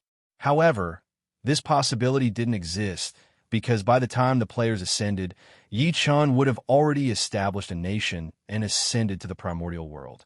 In the Primordial world, items like the two-world stone weren't hard to obtain. At least, Yichun knew many places where he could obtain the two-world stone. The only downside was that the drop rate of the two-world stone was very low. However, this wasn't a problem for Yichun, who was blessed with innate merit points. Others might not be able to obtain it, but if Yichun went to obtain it, he would definitely obtain it. Then, he would obtain it, and it would be a huge drop. It was precisely because of this that Yichun had exchanged all his points for Enlightenment Stones and Void Stones after the Golden Turban Rebellion and the Devil Race's invasion storyline ended. He had not exchanged for a single two-world stone. After all, the two-world stone was dispensable to Yichun. Of course, the best outcome would be to obtain the two-world stones now, and a large number of them at that. This way, Yichun would be able to bring all the new recruits of Samsara City to Samsara City in the real world. With the support of the upper spiritual vein, it would be hard for the soldiers' strength not to increase by leaps and bounds. At this thought, Yichun couldn't help but smirk. Then, he looked at Zhou Tsong and said, "Select 10,000 soldiers with the lowest cultivation realms and bring them to Samsara City in my world. As for the arrangement of the soldiers' shifts, you can decide for yourself." "Yes, my lord. My lord." When Zhou Tsong heard this, he nodded his head heavily and bowed. Yichun smiled. Then he looked at Zhu and said, "Zizhong, I've found the location of the expeditionary village. I'll move Samsara Immortal City to the expeditionary village later. At that time, Send the lumberjacks to collect the Millennium Black Ironwood as soon as possible. Then, order the blacksmiths and shipbuilders to focus on building heaven-level equipment and heaven-level warships. In 7 days, Samsara Immortal City will go overseas to fight. The expeditionary village was the place where Yi Chun obtained the barbaric rhinoceros. After being teleported there, Yi Chun discovered the Millennium Black Ironwood, a special material that could improve the grade of equipment. Then, he built the expeditionary village there. As for his purpose, other than occupying the Millennium Black Ironwood, the rest was to use the expeditionary village as a springboard to go overseas to fight. However, Yi Chun used a one-time item to go to that place. Once the time was up, the passage would close. Moreover, at that time, Yi Chun hadn't mastered the power of space and didn't have the Void Stone to create a secondary teleportation formation. Therefore, he couldn't create a secondary teleportation formation in the expeditionary village. Therefore, in the end, Yi Chun could only send Zhao Heng and many civilians to develop the expeditionary village after the village was built. Now, Yi Chun's power of space was extremely strong. His divine sense was also very strong. Naturally, he could easily lock onto the expeditionary village and teleport there. Of course, this wasn't important. What was important was that Yi Chun would open the Underground Palace Secret Realm in 3 days and participate in the World War in 7 days. Therefore, Yi Chun had to make use of the Millennium Black Ironwood immediately and forge heaven-level equipment for the soldiers. Of course, there was also the heaven-level warship. After all, Yi Chun's enemies weren't only on land when he went overseas to fight. There were also neighboring countries. Without warships, how could the soldiers of the Reincarnation Immortal City attack the coastal countries? Of course, Yi Chun could use space teleportation to transport the soldiers over and start the war directly. However, what if the enemies ran to the sea? Would Yi Chun have to do it himself every time, fly everywhere, and attack everywhere? Of course not. One had to know that the purpose of Yi Chun's participation in the World War was not only to snatch the heaven and earth fate and treasures of foreign countries, but more importantly, it was to train the soldiers. If Yi Chun attacked, how could he train the soldiers? Yes, my lord. Miju's face turned solemn when he heard this. He then bowed and saluted loudly.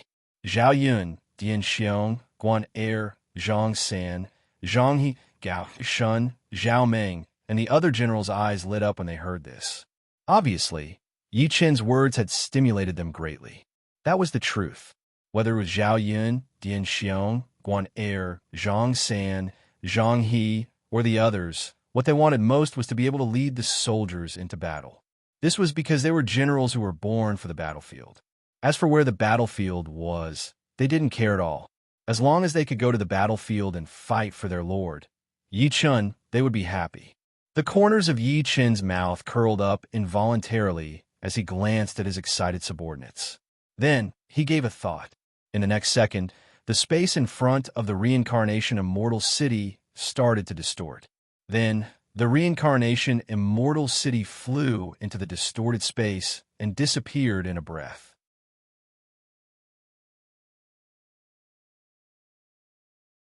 Chapter 636. Above the vast sea, the space above an unknown island was suddenly distorted. In the next second, an incomparably huge floating island appeared here. As the huge floating island appeared, the busy villagers and the soldiers guarding the village were all stunned. Then, they looked up at the sky at the same time. In the next second, exclamations and shouts could be heard everywhere. "Oh my God! What? What is that? Quick! Go and report to the village chief. Alert! Everyone alert!" 3 loud shouts were heard along with the villagers' shouts. In the next second, 10,000 soldiers with diamond-level equipment drew their bows and aimed at the floating island that suddenly appeared in the sky. Although these soldiers had shocked expressions on their faces, there was also a very strong, worried expression, but none of them chose to retreat or shout. Clearly, this was a group of well-trained and strong-willed soldiers. Otherwise, they would have been at a loss after seeing the huge floating island in the sky. Just when the soldiers on the island were on alert and the villagers were running toward the village in a panic, a young man suddenly appeared at the entrance of the village with a group of generals and officials. The 10,000 soldiers and the 3 generals who were guarding the floating island in the sky were stunned when they saw the young man. Then they knelt down on one knee at the same time and greeted him loudly. "Greetings, my lord." They had never expected that the huge floating island that suddenly appeared was brought by their lord, the lord of reincarnation Immortal City, the king of Yuzhou, and the great Han Empire's general of agile cavalry, Yi Chun. Shock, confusion, and then ecstasy. This was what the 10,000 soldiers of reincarnation Immortal City who were guarding the expeditionary village felt at this moment. For the soldiers, no matter who the enemy was, they would not back down. This was because they were ordered to guard the expeditionary village. They could not back down even if they had to die. Otherwise, they would not be able to explain to their lord, Yi Chun. They would also not be able to explain to their parents and relatives. The most serious thing was that they would not be able to forgive themselves. This was because their lord, Yi Chun, was the reason why they were still alive and living well. It was their lord, Yi Chun, who gave them a new life, who gave them everything. Without Yi Chun, they would have either starved to death or been killed by the rebel army. They would not be like they were now, wearing equipment that made people jealous, receiving enviable salaries, and enjoying benefits that made people jealous. Therefore, even when they saw the huge island where the reincarnation Immortal City was located, they did not cower at all due to the fear they felt from the mystery in their hearts. And now they knew one thing. The huge floating island in the sky was brought to them by their lord, Yi Chun. Other than shock, they were still shocked and then ecstatic. This was because their master, Yi Chun, was able to own a huge floating island. Clearly, he had the means of an immortal. How could they not be excited to be able to follow such a master? How could they not be excited? Yi Chun glanced at the ecstatic soldiers, smiled, and then said, "That's right." He then said, "All of you have worked hard to guard the expeditionary village. Each of you will be rewarded with 100 gold coins, a set of heaven-grade equipment, and a saint-grade technique." As soon as Yi Chun finished his words, the 10,000 soldiers guarding the expeditionary village were all stunned. After regaining their senses, the soldiers shouted with ecstasy, "We pledge our lives to follow our lord." The soldiers guarding the expeditionary village did not expect that their lord, Yi Chun, would give them such a great reward. For them, just the 100 gold coins alone was enough to make them extremely excited. Who would have thought that their lord, Yi Chun, would not only give them 100 gold coins, but also a set of heaven-grade equipment and a saint-grade technique? Even if the soldiers were born poor and did not have much knowledge, it was impossible for them not to know what these two things represented.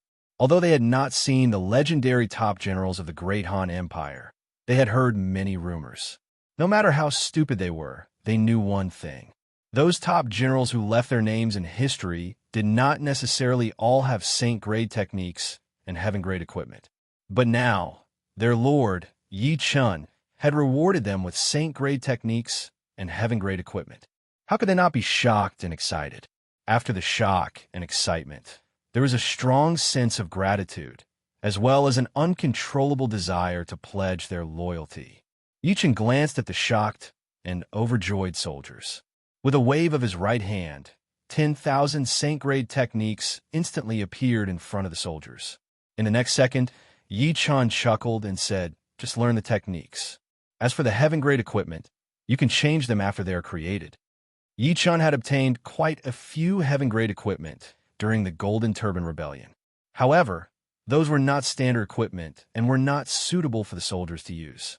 Otherwise, Yi Chun would have directly rewarded the heaven-grade equipment to the soldiers instead of waiting for the heaven-grade equipment to be created before giving them to the soldiers.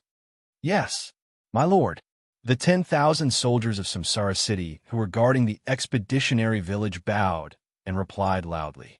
Then, they picked up the saint-grade techniques in front of them and used them without hesitation. Seeing this, Yi Chun smiled. Then, he looked at the 3 generals, Zhou Xiong, Zhou Hu, and Zhou Bao, who had appeared automatically when the expeditionary village was built. He said, "The three of you have been guarding the expeditionary village ever since you followed me. The living conditions here are difficult, but you have never complained or slacked off. You must be rewarded." After saying this, Yi Chun waved his right hand. 3 boxes of gold coins, 3 books of Xiantian techniques, and 3 sets of heaven-grade equipment instantly appeared in front of the 3 generals. Zhou Xiong, Zhou Hu, and Zhou Bao were overjoyed when they saw the gold coins, poser, and techniques in front of them. When they saw the grades of the techniques, they were all stunned. They had guessed that Yi Chun would reward them. After all, Yi Chun had just rewarded the soldiers. However, Zhou Xiong, Zhou Hu, and Zhou Bao did not expect that their lord, Yi Chun, would reward them so generously that it was beyond their imagination. The 3 boxes of gold coins were nothing. The 3 sets of heaven-grade equipment that were suitable for them were also nothing. These were not beyond their expectations. However, the 3 books of Xiantian techniques were different. The 3 of them were all generals. Although they were not famous historical figures, they still knew what Xiantian techniques meant. Xiantian techniques were far superior to the top techniques in this world. Moreover, it was impossible for them to appear in this world. But now, these impossible techniques were placed in front of them. How could they not be shocked? After coming to their senses, Zhou Xiong, Zhou Hu, and Zhou Bao exclaimed in unison, "Xiantian techniques." Hearing this, Yi Chun smiled and nodded. Then he said, "That's right. It's Xiantian techniques. The 3 of you have been following me since before I rose to power. Moreover, you have been loyal to me. Naturally, you will receive these rewards. We swear to follow you until death. If we violate this oath, may the heavens and earth destroy us." Hearing this, Zhou Xiong, Zhou Hu, and Zhou Bao felt a warmth in their hearts. Then they looked at Yi Chun with excitement and shouted loudly. Hearing this, Yi Chun smiled and nodded. Then he said, "I believe you." When Yi Chun arrived at the expeditionary village, the first thing he did was to reward the soldiers and commanders of the expeditionary village. He even did it in front of his subordinates because he wanted to tell them one thing. Their lord, Yi Chun, was a nostalgic person. Moreover, he liked loyal subordinates. As for rewards for contributions, that was a given. Moreover, Yi Chun was never stingy with his rewards. Of course, Yi Chun's subordinates were all loyal. They would never betray Yi Chun. However, this did not stop Yi Chun from doing this. This was because this was the way of the emperor. After Yi Chun officially established the country, he would often use it. Of course, if it were not for the fact that Yi Chun had not yet established the country, Yi Chun would not mind showing his subordinates and the whole world the wrath of an emperor.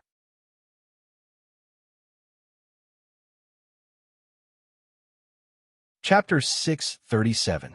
After hearing Yi Chun's words, Zhou Xiong, Zhou Hu, and Zhou Bao felt a surge of warmth in their hearts. They looked at each other and bowed to Yi Chun. Then they picked up the Xiantian cultivation method and used it. At this moment, Zhao Heng, who had heard the news from the villagers, rushed to the entrance of the village. When he saw Yi Chun at the entrance of the expedition village, he was stunned. Then he rushed to Yi Chun. Yi Chun looked at the white-haired Zhao Heng and sighed secretly. Then he moved his feet and arrived in front of Zhao Heng in an instant. When Zhao Heng saw this, he immediately stopped in his tracks. Then he solemnly bowed to Yi Chun and said, "Zhao Heng greets the Lord. Thank you for your hard work." Yi Chun smiled and nodded. Then he said seriously. When Zhao Heng heard Yi Chun's words of concern, he was moved to tears. To Zhao Heng, getting such an answer from Yi Chun was more important than any reward. After wiping the tears from the corners of his eyes, Zhao Heng shook his head and bowed solemnly. To be able to work for my lord is a blessing that I have cultivated for 3 lifetimes. It's not hard for me at all. If it weren't for my old age, I would even want to go into battle and kill the enemy for my lord to repay my lord's kindness. When Yi Chun heard this, he felt warm in his heart. Then he patted Zhao Heng's shoulder and said solemnly, "The day of the nation's ascension is not far away. At that time, the 100 years limit in the mortal world will be far away from you. So, there's no need to say that you're old. You have a better future ahead of you. Trust me. Since Yi Chun entered the game world, Zhao Heng had been following Yi Chun. He took care of the reincarnation village and reincarnation city for Yi Chun. It could be said that Yi Chun's rapid rise was not only because of Yi Chun himself, but also because of Zhao Heng's hard work in the beginning.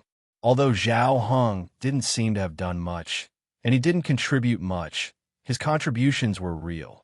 To Yi Chun, how could Yi Chun ignore someone who had chosen to follow him when he was still in the immortal realm?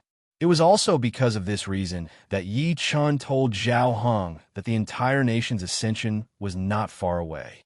As for the goal, it was to dispel the worries that Zhao Heng had because of his age and fill him with hope for the future. Of course, this hope was real and not an illusion, because the time when Yi Chun swept through the world was indeed not far away. At that time, Yi Chun would establish a country and then ascend to the untainted land. As for Yi Chun's subordinates, whether it was Zhao Heng, Guo Yi, or the citizens of Yi Chun, they would all benefit from it. This was because in the great desolate world, it was simply too easy for humans to break through the 100-year limit. When Zhao Heng heard Yi Chun's words, he was stunned for a moment before his eyes lit up. In the next second, Zhao Heng bowed excitedly and said, "It is my honor to follow you, my lord." When Yi Chun heard this, he smiled and nodded. Then, with a wave of his right hand, a book of Xiantian cultivation method and 10 leaves of enlightenment tea appeared in an instant. Then, Yi Chun handed them to Zhao Heng. When Zhao Heng saw this, he was stunned for a moment. When he came back to his senses, he hurriedly received it with great respect and held it in his hand. When Zhao Heng saw the grade of the cultivation method in his hand, he was stunned. Then, he looked at Yi Chun and said with great emotion, "My lord, I'm already over 60 years old. There won't be any effect if I continue to practice it. Why don't you give this cultivation method to the general who needs it? It's useless now, but it will be useful after the entire nation ascends. Just take it with peace of mind. Besides, there are many of these cultivation methods. Don't think too much about it." Yi Chun couldn't help but smile when he heard this. When Zhao Heng heard this, he was stunned again. Zhao Heng didn't expect Yi Chun to say that there were many Xiantian cultivation methods. When he came back to his senses, Zhao Heng nodded heavily and bowed. "Thank you for your gift, my lord." When Zhao Heng finished speaking, he directly used the Xiantian cultivation method and carefully put away the 10 leaves of enlightenment tea. Zhao Heng knew that his lord, Yi Chun, always gave good things. Naturally, he didn't think that the 10 leaves of enlightenment tea would be ordinary tea leaves. Otherwise, Zhao Heng wouldn't have carefully put away the enlightenment tea and especially put it in his clothes. At this moment, Zhao Meng ran in front of Zhao Heng and bent his knees. With a bang, he knelt on the ground. In the next second, Zhao Meng kowtowed to Zhao Heng with tears in his eyes. "Your son, Zhao Meng, pays his respects to Lord Father. Your son can't serve you by your side. Please forgive me. Serve my ass. I'm not old enough for you to serve me. What you need to do is to serve the Lord well and be loyal." Zhao Heng was enraged when he heard this, and then he roared loudly. When Zhao Meng heard this, he nodded heavily and replied, "Yes, father. That's my good son." When Zhao Heng heard this, he nodded in satisfaction and helped Zhao Meng up. After carefully sizing up Zhao Meng, he couldn't help but be stunned and then sighed. "I didn't expect my son to become a saint-level general in just a few months." Good, good. When Zhao Meng heard this, he looked at Yi Chun with great gratitude and then looked at Zhao Heng and said solemnly, "Your son is the only one who can rely on you. This child's achievements today are all thanks to the Lord's bestowment. Without the Lord, this child probably wouldn't even be able to reach the king level." When Zhao Heng heard this, he nodded heavily and then looked at Yi Chun and bowed. "My son's achievements are all thanks to the Lord's nurturing. Please accept a bow from your humble servant. Zhao Meng is a general and has good potential.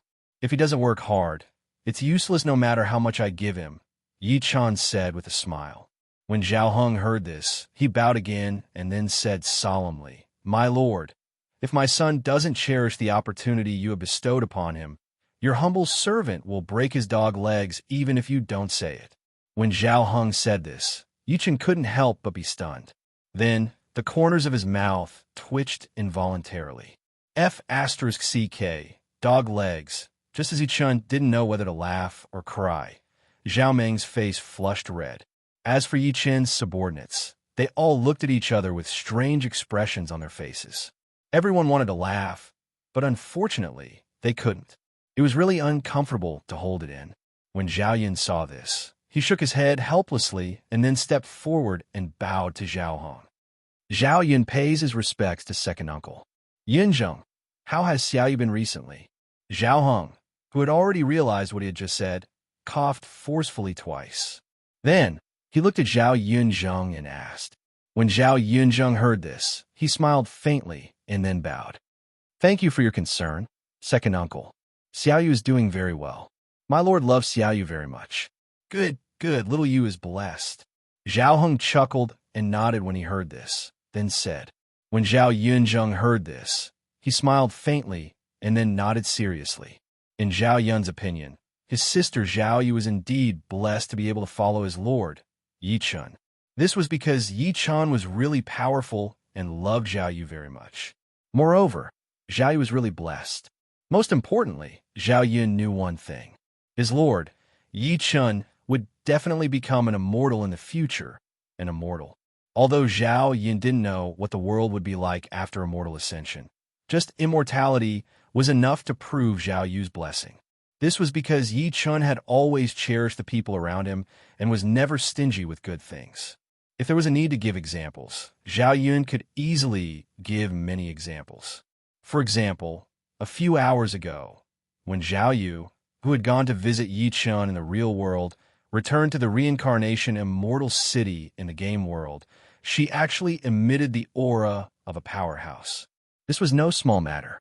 After Zhao Yun sensed the aura of a powerhouse emitted by Zhao Yu, he was afraid that something would happen to Zhao Yu. Therefore, he specially inquired about it. Then, he found out something that shocked him. His lord, Yi Chun, actually gave the god-level youth-retaining fruit, which could strengthen one's foundation to the point that it could absorb the spiritual chi of heaven and earth by itself to all the girls, including Zhao Yu. If this still didn't prove that Yi Chun cherished all the girls, what else could be used to prove it? It was also because of this that the only remaining worry in Zhao Yun's heart completely disappeared without a trace.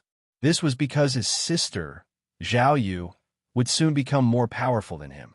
Although this feeling made Zhao Yun somewhat uncomfortable, Zhao Yun was sincerely happy that Zhao Yu could follow Yi Chun. Yi Chun glanced at the serious Zhao Yun and smiled. Then he looked at Gua Yi and said, "Feng Xiao, after the Millennium Black Ironwood cutting starts, send some people to Yuzhou and find some people to build a new village where the Reincarnation Valley used to be." After saying that, Yi Chun waved his right hand and a gold-level village creation token instantly appeared in his right hand. Then, Yi Chun threw it to Gua Yi. Seeing this, Gua Yi hurriedly reached out to catch it and then asked, "My lord, should we send some more soldiers there to put on a show?" Gua Yi had long known that Lu Hong was afraid of Yi Chun, so he knew why Yi Chun asked him to build a village where the reincarnation immortal city used to be.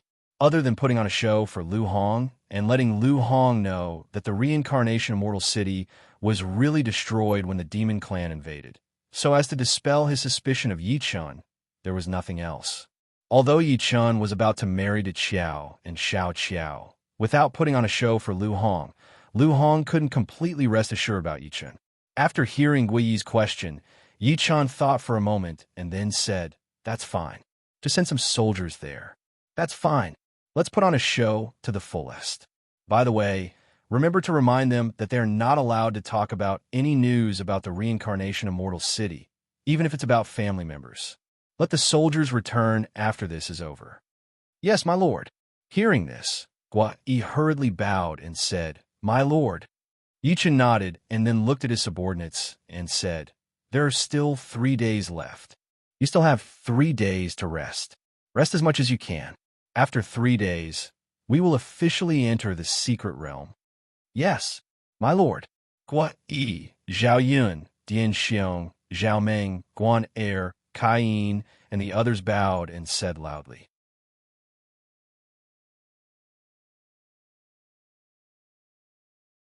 Chapter 638.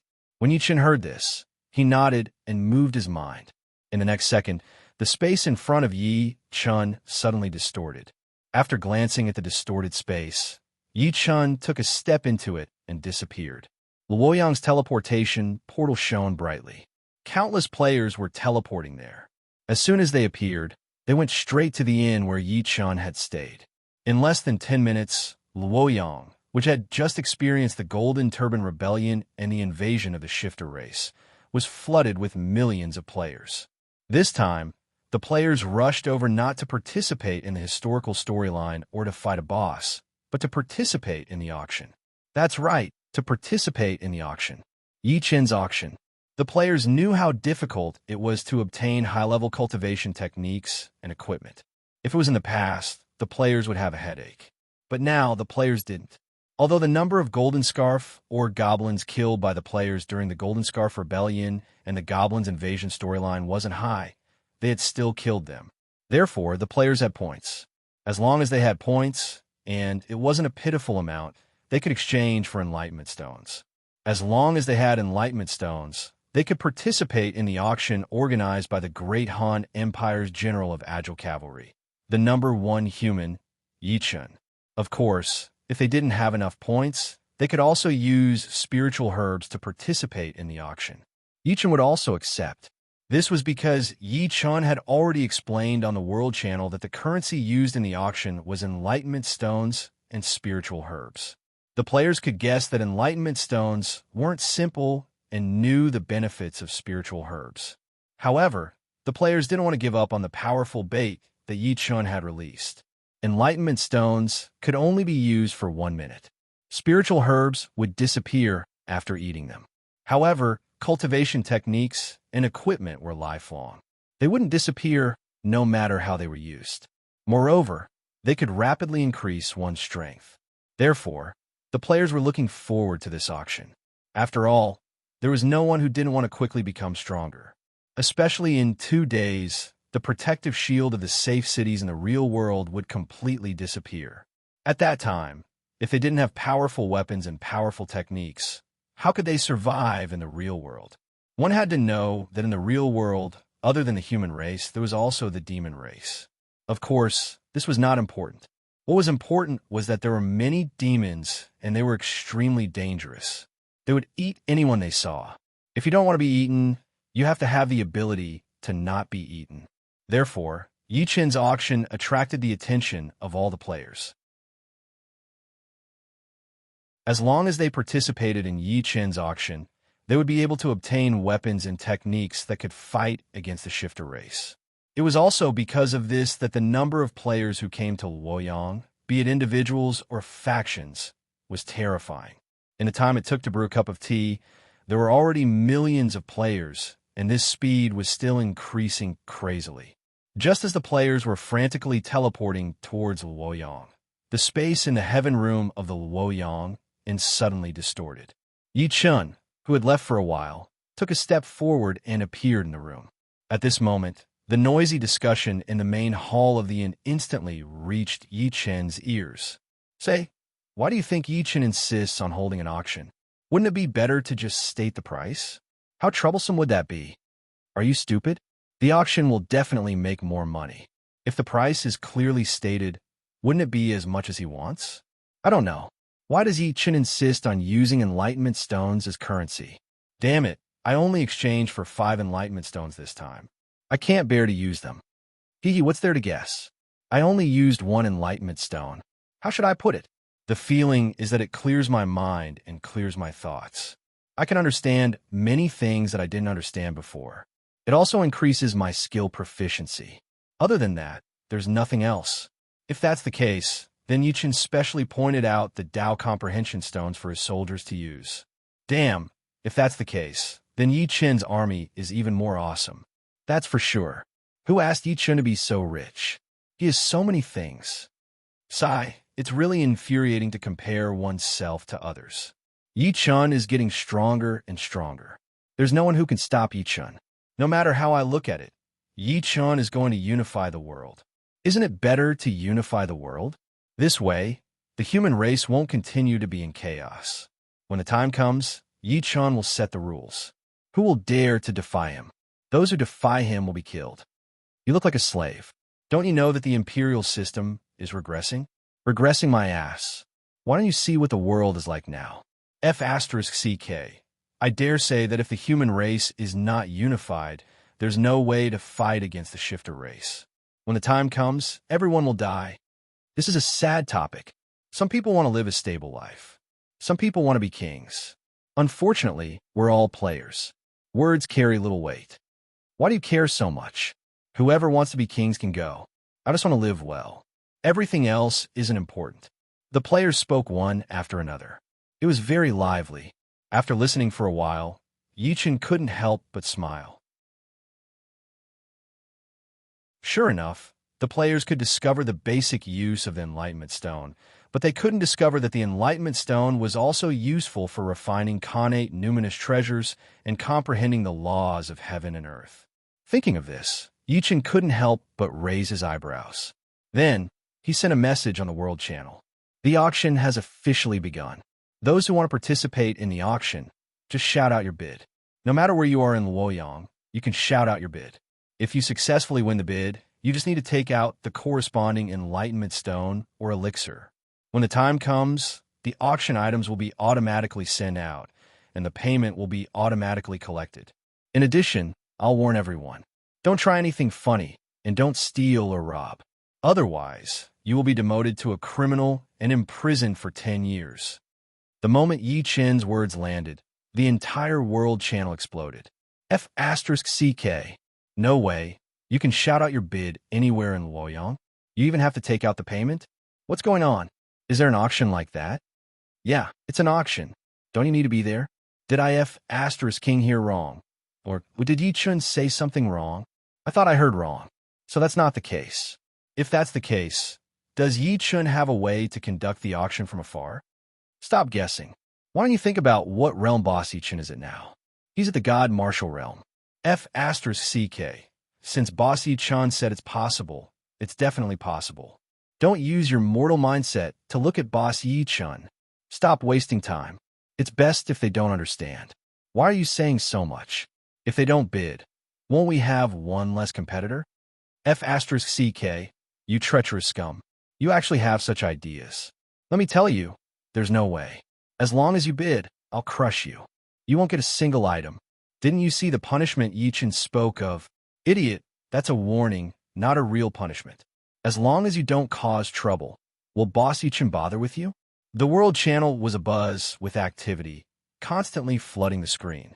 After Yi Chun glanced at it, he couldn't help but raise his eyebrows. Then, with a thought, he said, the first auction item is 10,000 pieces of yellow-grade equipment. The starting price is 100,000 Enlightenment Stones.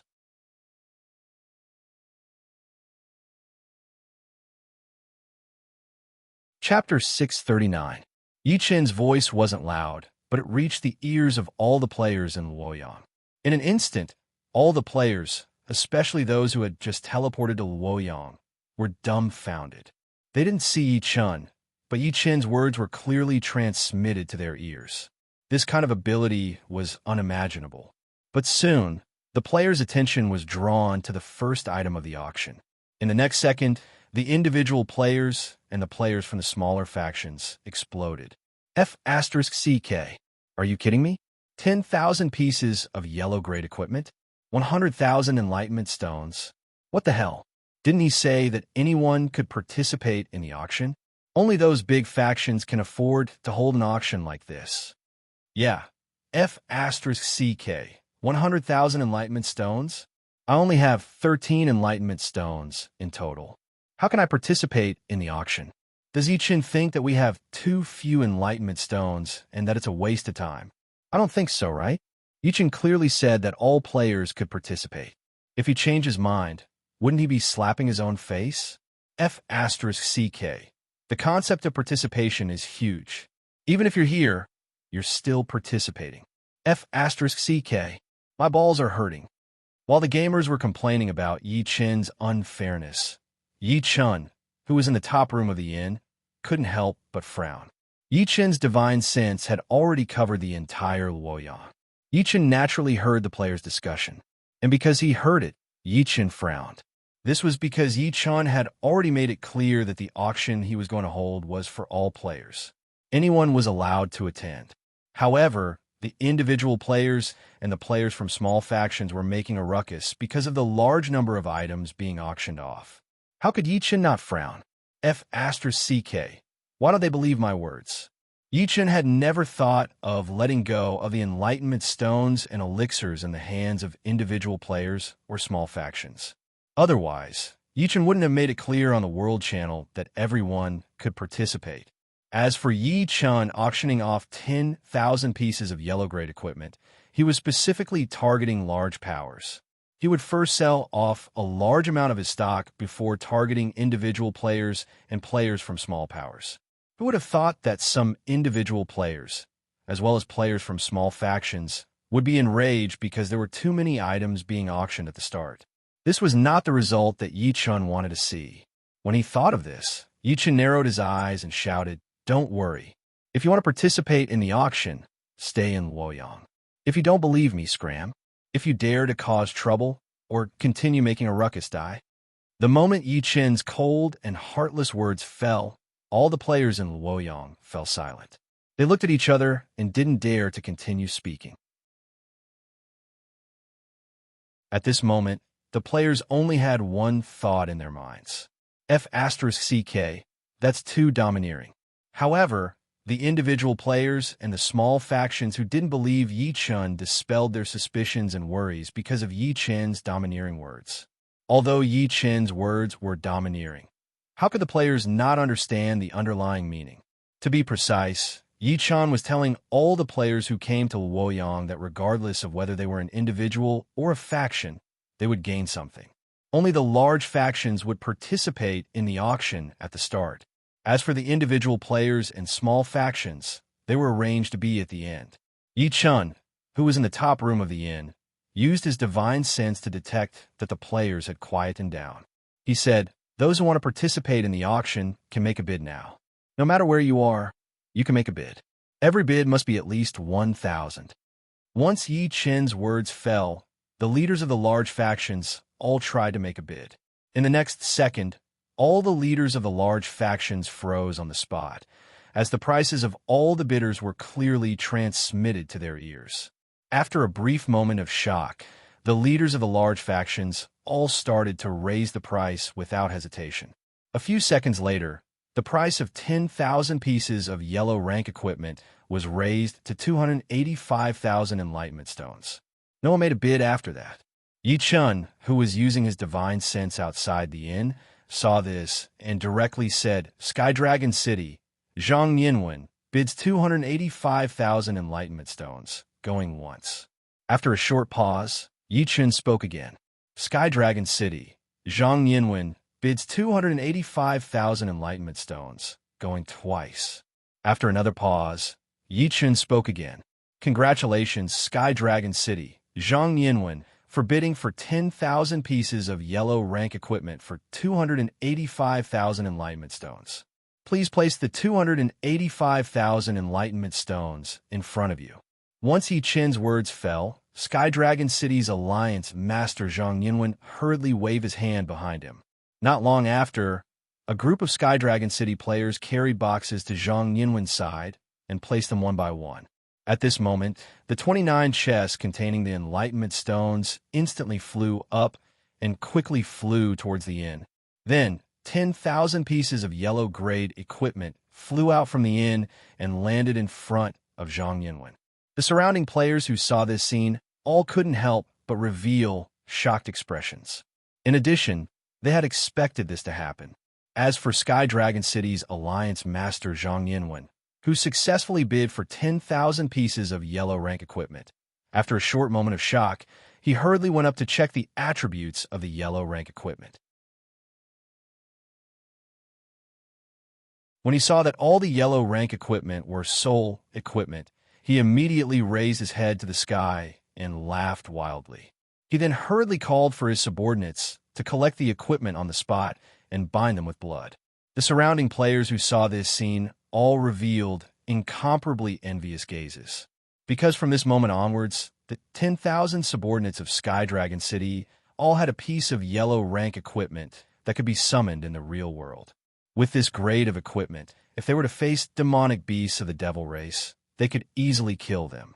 It could be said that after obtaining 10,000 pieces of yellow rank equipment, Sky Dragon City's strength had at least doubled compared to before. One had to know that the best equipment that the subordinates of Sky Dragon City wore was only gold rank equipment. But now, all of them were yellow rank equipment. It could be said that they had exchanged shotguns for cannons. It would be hard for them not to become stronger. Yi Chun, who was in the sky room of the inn, after receiving the 285,000 enlightenment stones, the corners of his mouth curled up.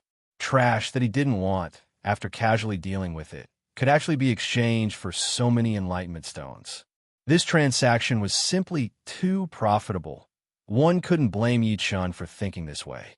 Even though each enlightenment stone could only last for 1 minute, as long as there were enough of them, their usefulness would be great. Even quasi-sages of the great desolate world could be strengthened by the enlightenment stones. One could imagine how useful the enlightenment stones were. Of course, this wasn't the key point. The key point was that enlightenment stones couldn't be dropped in the great desolate world. Moreover, the storyline quest didn't give the option to exchange for them. It could be said that the number of Tao Comprehension Stones Yi Chun had obtained in the Three Kingdoms Beginners area was equivalent to the number of Tao Comprehension Stones he had obtained. No matter how capable Yi Chun was, it was impossible for him to obtain even one extra Tao Comprehension Stone. And this was the main reason why Yi Chun was so excited. After all, Yi Chun had only paid the price of trash that was useless to Yi Chun. In exchange, he had obtained enlightenment stones that couldn't be dropped in the great desolate world. Thinking of this, Yi Chun couldn't help but raise his eyebrows. Then, he opened his mouth and shouted, "Next, let's begin the second auction. 100,000 pieces of yellow rank equipment. The starting price is 1 million enlightenment stones. Each increment must not be less than 1,000.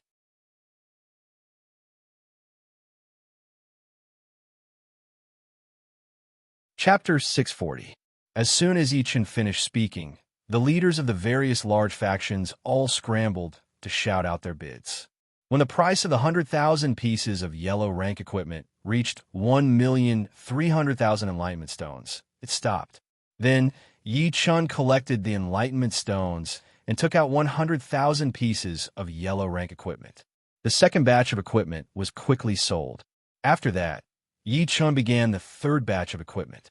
Just like before, the leaders of the large factions all participated in the bidding. In the end, Yi Chun collected the enlightenment stones and took out the equipment. Time slowly passed. Yi Chun auctioned off the yellow-grade equipment again and again. In the end, the yellow-grade equipment had contributed 500 million enlightenment stones to Yi Chun. As for the mystic-grade equipment, Yi Chun had earned 98 billion Tao Comprehension Stones. The Earth-grade equipment had contributed 2 billion enlightenment stones to Yi Chun. When it came to the Heaven-grade equipment, Yi Chun thought for a moment and only took out 1,000 pieces. However, these 1,000 pieces of Heaven-grade equipment had contributed 1 billion enlightenment stones to Yi Chun. Of course, Yi Chun still had a lot of Heaven-grade equipment in his hands, but Yi Chun wasn't going to continue auctioning them, because Heaven-grade equipment was the best equipment in the Three Kingdoms beginner region. If he auctioned off too many, it wouldn't be so easy for Yi Chun when he sent out his troops and swept through the world. And when it came to the cultivation technique auction, just as Yi Chun had expected, the entire player community exploded. The large factions that participated in the competition all shouted out their bids with all their might. Even if it was individual players or players from small factions, they were all envious. In the end, after Yi Chun tossed out most of the King-grade cultivation techniques, Monarch-grade cultivation techniques, and Emperor-grade cultivation techniques, he obtained a total of 690 billion Tao Comprehension Stones. And Yi Chun had taken out 1,000 saint-grade cultivation techniques, which had brought him 10 billion enlightenment stones for Yi Chun. The auction for the large factions ended in a short hour. In the top room of the inn, Yi Chun looked at the 700 billion Dao enlightenment stones in his small world, and his mood was carefree. Damn it, this auction was really earning so much money that my hands were cramping. Awesome. Thinking of this, the corners of Yi Chun's mouth couldn't help but curl up. Now, we'll start selling equipment and cultivation techniques. There were 3 pieces of gold-grade equipment set and 1 enlightenment stone, 1 piece of diamond equipment, and 1 piece of enlightenment stone. Yellow-grade equipment cost 10 Dao comprehension stones each. Mystic-grade equipment, 100 Dao comprehension stones per piece. Earth-grade equipment, 1,000 Dao comprehension stones per piece. King-level cultivation techniques cost 10 Dao comprehension stones. An Emperor-level cultivation technique cost 200 Dao comprehending stones. An Emperor-level cultivation technique cost 3,000 Dao comprehension stones. Those who wish to purchase can directly take out enlightenment stone or spirit medicine of equal value. Then shout out the item you wish to purchase. As for the exchange rate between spirit medicine and enlightenment stone, it is 10 to 1. As soon as Yi Chun finished speaking, the entire world channel exploded. F*CK. I can finally rest assured. Boss Yi Chun is indeed a man of his word. When Boss Yi Chun started auctioning so many equipment and cultivation techniques, he was actually trying to scam those large factions. What scam? This is called voluntary, all right? Boss Yi Chun didn't force them to come when he held an auction. Don't take it for granted. Boss Yi Chun is giving us benefits. If he really auctioned them off one by one, wouldn't you raise the price? Why don't you think about that? Stop wasting time. We don't even know how much equipment and cultivation techniques Boss Yi Chun still has. Hurry up and make your move. If you're fast, you'll get it. If you're slow, you won't get it. The world channel was flooded with messages for a while, then it quickly stopped. Then, the players in Luoyang hurriedly took out their enlightenment stones or spirit medicine, then shouted out the equipment and cultivation techniques they wanted. After a few breaths, an overwhelming amount of enlightenment stones and spirit medicine flew out from all over Luoyang and rushed towards the inn. When all the enlightenment stones disappeared, the overwhelming amount of equipment and cultivation techniques flew out of the inn and towards all the players in Luoyang who had taken out their enlightenment stones or spirit medicine. Although the players had seen this bizarre scene many times, it still excited them quite a bit. Because the person who created this scene was Yi Chun, and the players could see their future from Yi Chun's magical abilities. To be precise, the players would eventually have Yi Chun's abilities. Of course, the prerequisite was that they could reach Yi Chun's level. However, this didn't stop the players from fantasizing or anticipating. When the players who wanted to buy equipment and cultivation techniques realized that the equipment and cultivation techniques fly in front of them were the same grade as the equipment and cultivation techniques they had shouted out, they couldn't help but widen their eyes. In fact, many players thought that Yi Chun would make a mistake. After all, there were too many people who wanted to buy. If Yi Chun really made a mistake, or even made a mistake with the equipment and cultivation techniques that many people wanted to buy, it would be a big joke. If the quality of the cultivation techniques and equipment that the players bought was higher, the players would naturally like it and immediately use it without hesitation. If the quality was lower, the players might even receive compensation.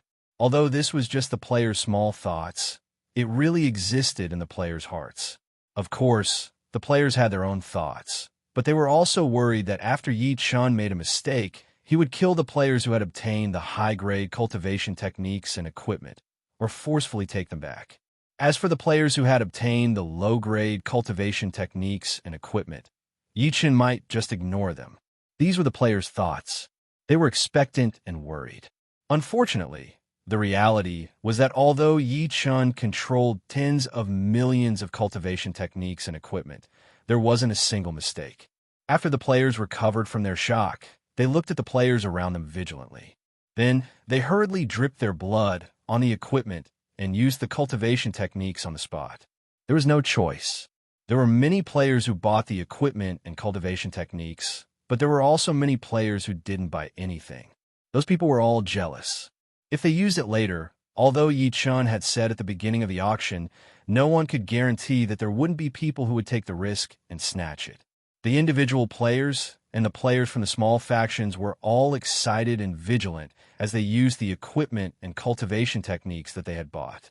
As for the leaders of the large factions who had just participated in the auction, they were all in a dilemma. There was no choice. What Yi Chun did later wasn't an auction at all. It was an open sale with a clear price tag. It was a fair trade. And for them, who had spent such a high price, it was a bit of a loss. But no matter how much they were in a dilemma, Yi Chun didn't force them to participate in the auction. He didn't force them to participate in the auction. Even if Yi Chun didn't say it, they knew this. Moreover, it was too late for them to say anything now. The enlightenment stones had been used up. Even if they kept some, they couldn't buy much equipment or cultivation techniques. In short, it was useless to say anything now. If they dared to complain on the World Channel or directly went to the inn to find Yi Chun and ask for an explanation, they might even attract Yi Chun's open and above-board revenge. In the end, the leaders of the large factions all had ashen faces as they left Luoyang with their subordinates. In the top room of the inn, Yi Chun looked at the number of enlightenment stones and elixirs contributed by the individual players and the players from the small factions. He couldn't help but raise his eyebrows. He didn't expect that the purchasing power of the individual players and the players from the small factions would be so fierce, more than 500 billion enlightenment stones. F***CK. He really made a big profit this time. He wondered if they would be so angry that they would vomit blood when they discovered the true use of the enlightenment stones. Thinking of this, Yi Chun couldn't help but smirk. Then he said, "Let's sell the remaining stock. Lastly, we'll sell off our stock and change the currency to 2 world stones. 10 2-world stones are equivalent to 1 enlightenment stone. If you're interested, take out your 2 world stones and shout out your desired equipment or techniques."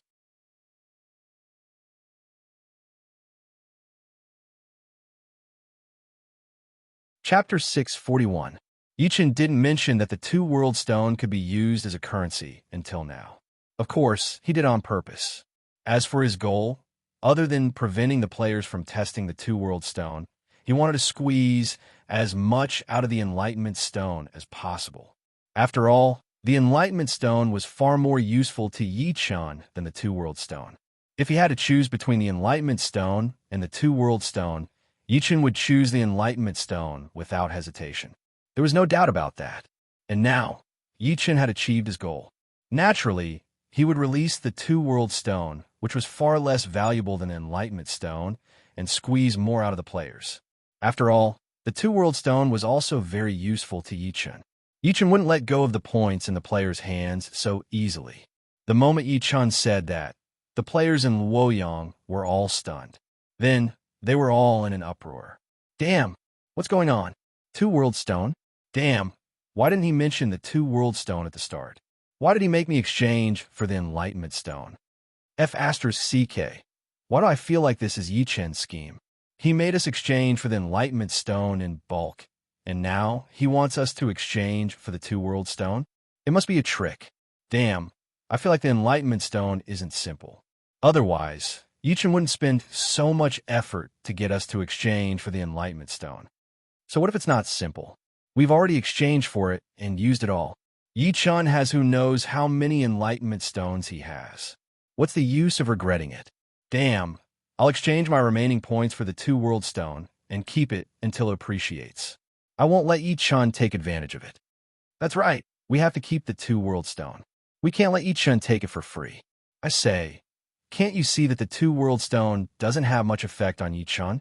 If it was, why would Yi Chun ask for the 2 world stone at the end? In the past, I only thought that Yi Chun was domineering and unreasonable.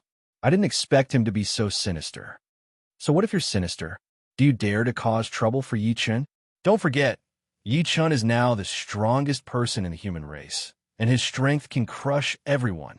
F***CK. 22 world stones can only be exchanged for one enlightenment stone. Yichun said that 10 world stones is equivalent to one enlightenment stone. F***CK. This is an open and above-board scheme. Are you going to trade or not? Let's trade. At most, we'll keep 1 or 2 pieces and see what use they have. Damn, Yichun's equipment and cultivation methods are all high level. If we miss this opportunity, who knows how long we'll have to wait. The players chatted amongst themselves, and it was a lively scene. However, the players soon quieted down and started to exchange for the 2 world stones. Among them, the players who didn't have enough points to exchange for the Enlightenment Stone were the most excited, because they didn't even have enough points to exchange for 1 Enlightenment Stone. But now, as long as they exchanged for the 2 World Stones, they could at least obtain a set of gold equipment. They could even obtain a set of diamond equipment. How could they miss out on such a good opportunity? After all, with good equipment, it would be much easier to kill monsters to level up or kill bosses to obtain good equipment and cultivation methods. Of course, the players were so excited because of the description of the 2 World Stone. 2 World Stone allows you to travel between 2 worlds. Do not use it carelessly. The description was simple and crude. The players could roughly guess that it was used to travel between worlds. However, even if the players guessed it, not many of them dared to try using the 2 World Stone. After all, the description of the 2 World Stone was full of warnings. No one would treat it as a joke. Soon, the players in Luoyang City started to shout again. Of course, the content of their shouts was, I want to buy yellow equipment, or I want to buy imperial cultivation methods. After a few breaths, a large number of 2 World Stones flew up from all over Luoyang City and towards the inn. After all the 2 World Stones had arrived at the inn, the densely packed equipment and cultivation methods flew out of the inn and towards the players who had taken out their 2 World Stones. In the sky room of the Luoyang Inn, Yichun looked at the mountain of 2 World Stones in the small dimension and couldn't help but smirk. More than 10 billion 2 World Stones. That was enough. Thinking of this, Yichun had a thought and said, "The auction is over. Thank you, everyone, for participating. Thank you." As soon as Yichun finished speaking, the players in Luoyang City couldn't help but be stunned. The players had never heard Yichun say the word "thank you" before. Now that they heard it, how could they not be stunned? Damn, is this still the demon Yichun who kills without batting an eyelid? After a short moment of shock, the players came back to their senses. They looked at each other and shouted in unison, D**MN. At this moment, the players felt that they had suffered a loss.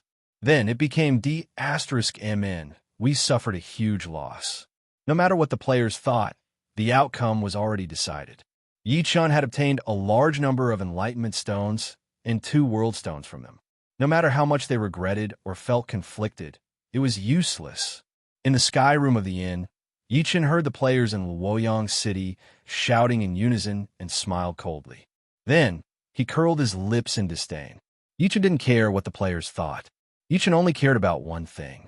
How could he maximize the benefits of his reincarnated memories? Now, Yichun's auction undoubtedly allowed Yichun's reincarnated memories to unleash the power of his reincarnated memories. Otherwise, Yichun wouldn't have been able to obtain such a large number of Enlightenment Stones and 2 World Stones. Of course, this wasn't important. What was important was that the players had taken advantage of him. If Yichun hadn't pointed out the Enlightenment Stones, the players would have done the same thing as Yichun in his previous life. They would have used their points to exchange for rubbish equipment and cultivation techniques. One had to know that in Yichun's previous life, the players really did this. There was no one who would exchange for Enlightenment Stones. And now, Yichun had pointed out the Enlightenment Stone and even used it as a currency. He had even set the price of equipment and cultivation techniques to be far lower than the points needed to be on the exchange leaderboard. Take gold-grade equipment, for example. On the merit exchange list and merit exchange list, the exchange price of a gold-grade equipment was equivalent to the exchange price of a Tao Comprehension Stone. However, The price that Yi Chun set was only 1 enlightenment stone for a 3-piece gold-ranked equipment set. Although Yi Chun did this on purpose, it couldn't be denied that without Yi Chun, the players wouldn't have been able to obtain so much.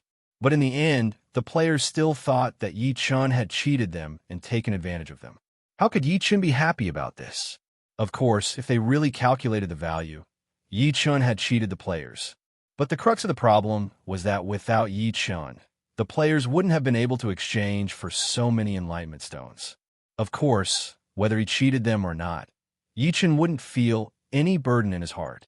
Simply put, so what if he cheated them? He would kill them. That was what Yi Chun was thinking, and Yi Chun would do the same. As long as someone dared to cause trouble for Yi Chun because of this, Yi Chun would only choose one method, and that was to kill that person.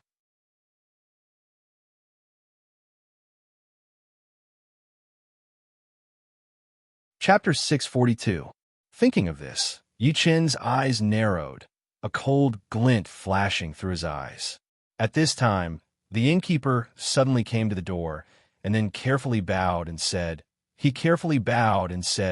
"You of Beach, a eunuch from the palace has arrived and wishes to see you of Beach. Had the wedding date been set, or..." Thinking of this, Yi Chun nodded and said, "Let him in. Let him in. Yes, Lord, you of Beach." Hearing this, the innkeeper hastily bowed. Finished speaking, he hastily turned around to pass on the message for Yi Chun. Yi Chun glanced at the empty doorway and suddenly frowned. No, there was killing intent. At this moment, Yi Chun was already an expert of the divine martial realm. His senses were extremely sharp. Although the killing intent that had suddenly appeared was extremely faint and had immediately disappeared, Yi Chun had still sensed it. In the next second, Yi Chun's consciousness locked onto the source of the killing intent. Narrowing his eyes, a cold glint flashed through his eyes.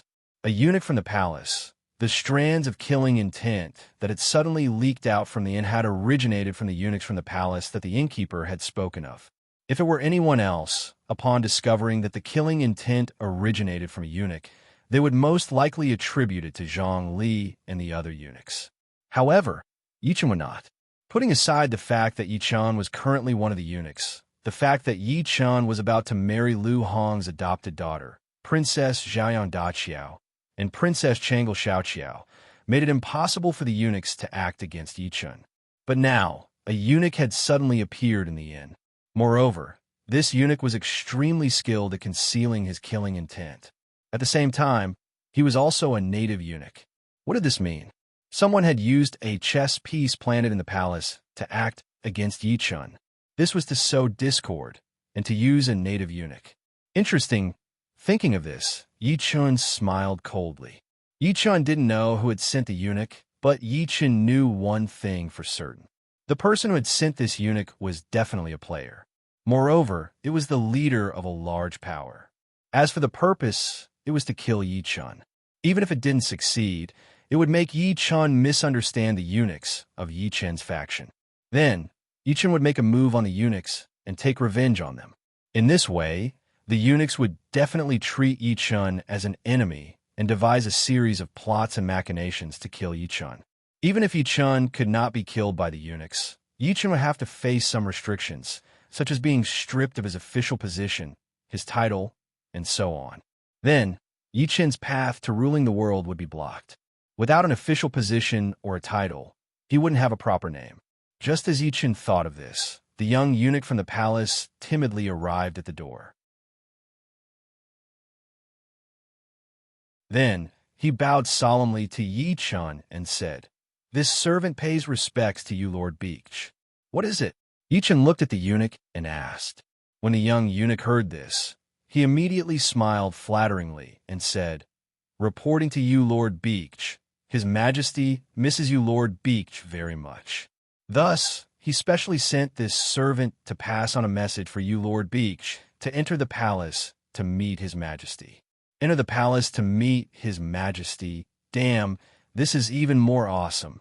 If I didn't see through this bastard's background, wouldn't I be accused of trespassing on the palace? I wonder which bastard wants to deal with me. Thinking of this, Yi Chun raised his right hand and made a grabbing motion. In the next second, the young eunuch flew toward Yi Chun. Then Yi Chun grabbed him by the neck. Looking at the indescribably frightened young eunuch, Yi Chun smiled coldly and asked, "Tell me, who sent you?" As soon as Yi Chun finished speaking, the young eunuch's face immediately changed, and he fiercely clenched his teeth. With a crack, the young eunuch's face quickly turned green, and his body quickly grew larger. When Yi Chun saw this, his eyes suddenly widened, and he roared, "How dare you!" After saying this, Yi Chun swung his right hand, and the rapidly growing young eunuch was instantly thrown out of the window by Yi Chun. Then, the young eunuch flew into the sky outside the tavern. In the blink of an eye, the young eunuch's corpse exploded with a bang, and green blood splattered everywhere. When Yi Chun saw this, he pointed his right hand at the air. Boom! A loud sound was heard. A sea of fire suddenly appeared above the tavern and instantly burned the splattered green blood. Damn, these bastards. Do they really think I have a good temper and won't start a massacre again?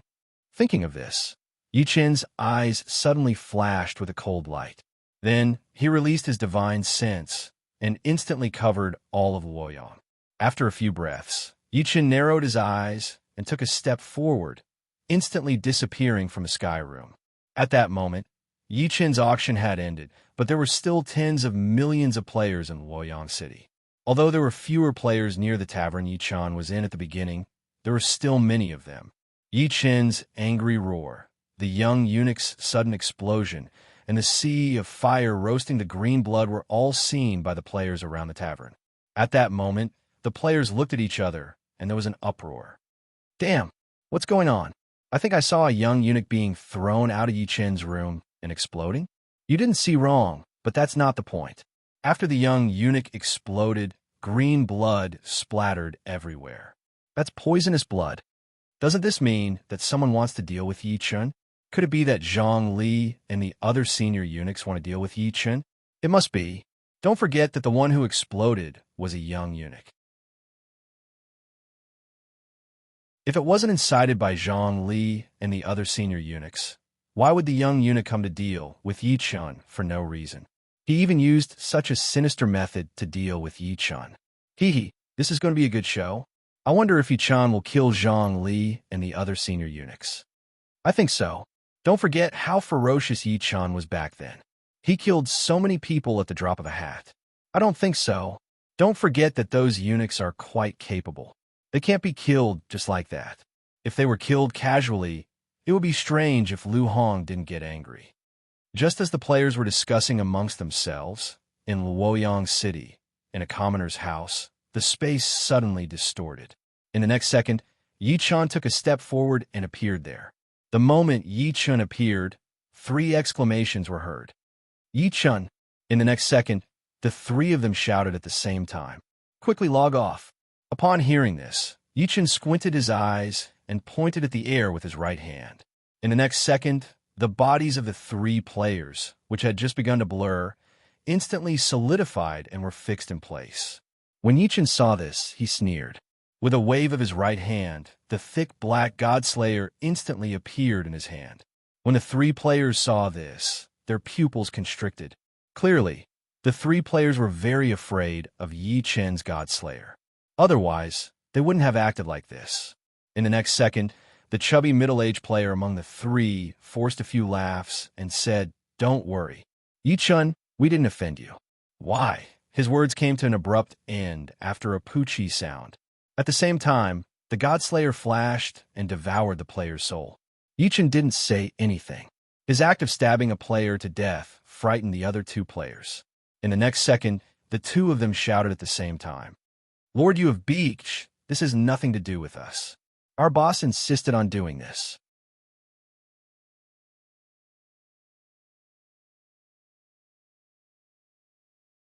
Chapter 643. When Yi Chun heard this, he narrowed his eyes and asked, "Who is your boss?" Second Prince, Lucia. When the 2 players heard Yi Chun's question, they hurriedly shouted. When Yi Chun heard this, he was stunned and his eyes widened. Lucia? How is that possible? Lucia was a native of the game world. He was one of the 2 sons of the great Han Empire's emperor, Lu Hong. Although he didn't leave much of a mark in history, he did have a brilliant history. From Yi Chen's point of view, Lu Xie was a tragedy. In the end, he would be killed. But now, the two players that were controlled by Yi Chen actually told Yi Chen that Lu Xie was their boss. How could Yi Chen not be shocked? Are these two bastards saying this on purpose to mislead me? Or is this really the case? If what they said was the truth, could it be that players could replace the natives of the game world? But if Lu Xie was really replaced by players, why did they only attack me now? In Yi Chen's previous life, there had never been a case of players replacing the natives of the game world.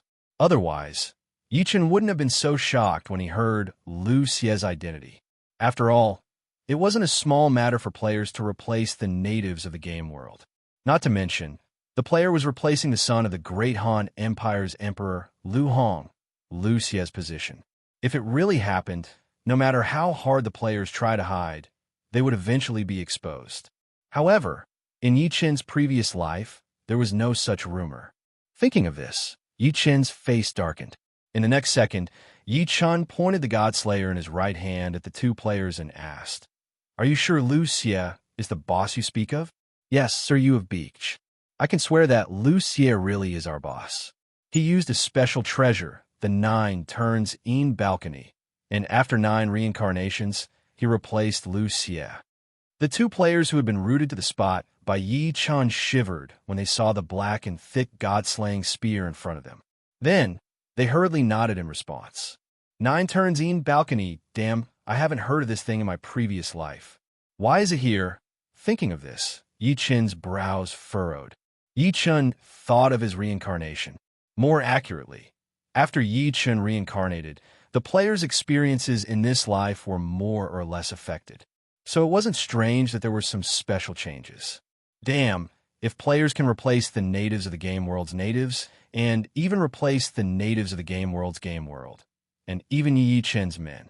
No, it's impossible for players to replace the natives of the game world without paying a price. Moreover, the top-notch historical officials and top-notch historical generals had very strong souls. They weren't easy to replace, unlike Lu Xie. He was just a kid, a weakling. Even if he had a noble status, his soul was only at the level of a child's. Thinking up to this point, Yi Chen narrowed his eyes and looked at the two players who were rooted to the ground. He asked, "Did your boss just replace Lu Xie?" "Yes, Sir Yu of Beach." The two players hurriedly nodded when they heard Yi Chen's question. Hearing this, Yi Chen waved his right hand, and a light barrier suddenly enveloped one of the two players. In the next second, Yi Chen looked at the player who wasn't enveloped by the light barrier and asked, "What's your boss name in the real world? Don't lie. Otherwise, you won't even have the chance to reincarnate as a human."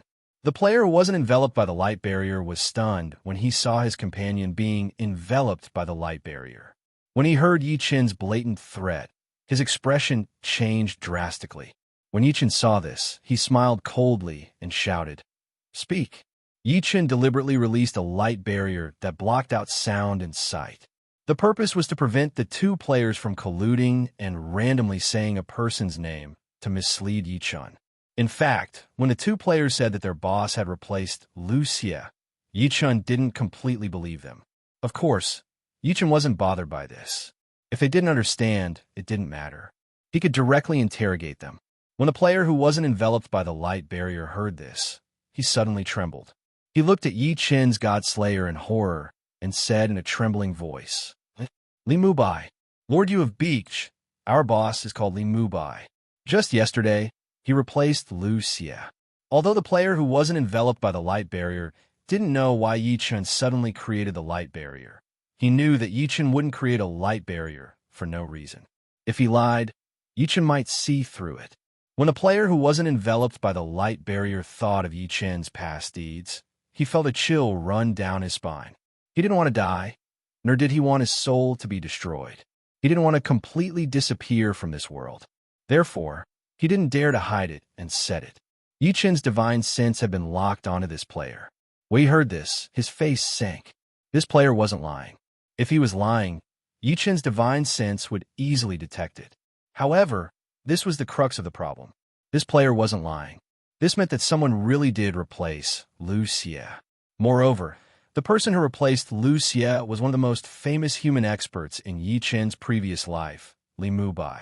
In his previous life, Li Mubai, who had obtained the title of the Wine Sword Immortal, actually went to great lengths to replace Lu Xie. This was really interesting. In Yi Chen's previous life, Li Mubai was an expert among individual players. He made a name for himself. It was rumored that Li Mubai obtained the inheritance of the Wine Sword Immortal. He came and went without a trace. His imperial sword technique was superb. Many people had seen Li Mubai, one man, one sword, roaming the world. Sometimes he would slay demons, sometimes he would stand up for injustice, and sometimes he would sing loudly in his drunken state. He was very carefree. It was also because of this rumor that Yi Chen didn't have any ill feelings towards Li Mubai. In fact, Yi Chen even felt that Li Mubai was a person with a story. Or perhaps, he was a wanton and unrestrained sword immortal who played around in the world. However, now, Yi Chen heard that the famous wine sword immortal, Li Mubai, actually went to great lengths to replace Lu Xie. This was far from the Li Mubai in Yi Chen's memory. Of course, this wasn't important. What was important was that Li Mubai had made a move against Yi Chen. Moreover, his first move was a vicious one, an extremely vicious one. Whether it was because of helplessness or because of ambition, it didn't matter what the reason was. Since he made a move against me, then he should be prepared to die.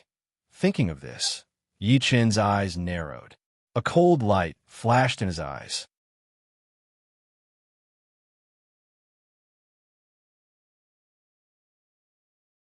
Chapter 644. A cold glint flashed in Yi Chen's eyes. Although it was very fast, it was caught by the players who weren't enveloped by the light barrier. In an instant, the players who weren't enveloped by the light barrier turned pale and shouted in shock. "Please, Lord Yi Chen, I beg you. Your Excellency Ghost King, please spare me. This really has nothing to do with me. I was only forced by Li Mubai. If I didn't listen to his orders and waited here for news from that little eunuch, he would kill me in the real world. I had no choice, Your Excellency. Shut up." Hearing this, Yi Chen coldly harumphed and shouted. After hearing Yi Chen's extremely cold rebuke, the players who weren't enveloped by the light barrier couldn't help but shiver. Then, they saw a large wet patch on their pants. F***. I actually peed. When Yi Chen saw this, he couldn't help but frown. Then, he waved his right hand, and a light barrier instantly enveloped the player. In the next second, Yi Chen patted the air, and the light barrier around the first player who was enveloped by the light barrier shattered, revealing the player inside. "Lord, you have beaked. I'll speak.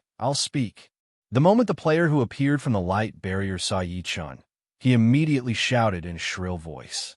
When Yi Chen heard this, he curled his lips in disdain and said, Speak. Remember, you only have one chance." When the player heard this, he hurriedly nodded and shouted with a trembling voice, "Li Mubai. My boss is Li Mubai. He used poison to control everyone in our guild. Even our original boss was controlled by Li Mubai.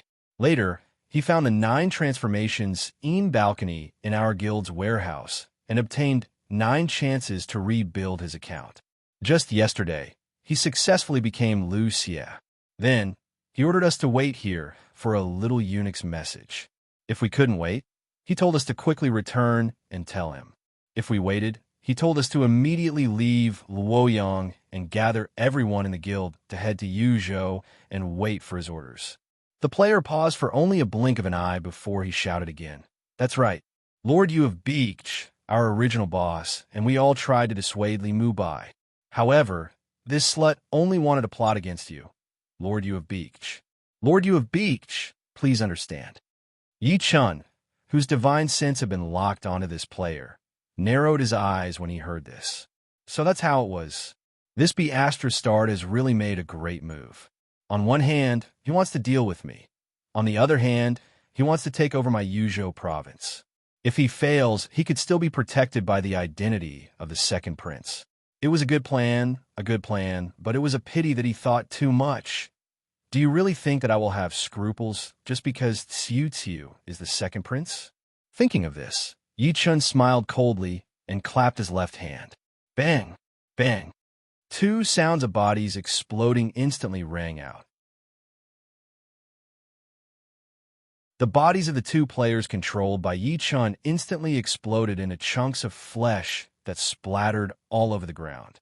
Yi Chun glanced at the chunks of flesh on the ground before looking in the direction of the Luoyang Imperial Palace. He coldly snorted and moved his mind. In the next second, the space in front of Yi Chun suddenly distorted. Yi Chun glanced at the distorted space. Then he stepped into the distorted space and disappeared. In the main hall of the Imperial Palace, a young eunuch hastily arrived at the main hall. As soon as he entered, he bowed and said, "Your Majesty, Your Majesty. The second prince, Lu Xie, requests an audience with Your Majesty." Xie, what's he doing here? Lu Hong, who was furiously writing on the table in front of him, couldn't help but be surprised when he heard this. When the little eunuch heard this, he hastily bowed and said, "The second prince told this servant that he wishes to present a treasure to Your Majesty." Lu Hong, who had just finished writing, was surprised when he heard this. He then put down the imperial brush in his hand and looked at the young eunuch. "Xia, came to present a treasure? Your Majesty, the second prince told this servant as such." Furthermore, he said it very solemnly. Thus, this servant didn't dare to delay and hurriedly came to report to Your Majesty. The young eunuch hastily bowed. When Lu Hong heard this, he looked at head eunuch Zhang Li in astonishment. He then asked, "Father Rang, do you know what treasure Xie obtained?" "Your Majesty, this servant believes that since the second prince said it was a treasure, it must be a unique treasure. Why don't you take a look?" When Zhang Li heard Lu Hong's question, he immediately smiled and bowed. When Zhang Li spoke, he had a smile on his face. However, Lu Hong didn't see the cold glint in Zhang Li's eyes after he bowed. Of course, Lu Hong also didn't hear the hidden meaning in Zhang Li's words. What unique treasure? That was just to increase Lu Hong's expectations. When Lu Hong saw that Lu Xie's treasure was only SOSO, he would definitely be disappointed. This was Zhang Li's goal. To Zhang Li, Lu Bian was the master he wanted to support. Lu Xie was an enemy who wanted to fight for the throne. Naturally, Zhang Li didn't like him. Of course, this was one of the reasons why Zhang Li wanted to scheme against Lu Xie. Another important reason was that Zhang Li had just received a piece of information from a spy. This seemingly young second prince of the Great Han Empire had actually managed to bribe a young eunuch in a short 2 hours. Then, he sent the young eunuch out of the palace to carry out some unknown mission. Although Zhang Li had already sent people to investigate the young eunuch, Zhang Li still hadn't received any accurate information. Zhang Li didn't like the feeling of being unable to control things. Therefore, Zhang Li naturally hated the second prince of the Great Han Empire even more. When Lu Hong heard Zhang Li's words, his eyes couldn't help but light up. He then looked at the young eunuch in the hall and nodded. "Let him in." "Yes, Your Majesty." When the young eunuch heard this, he hurriedly bowed in response.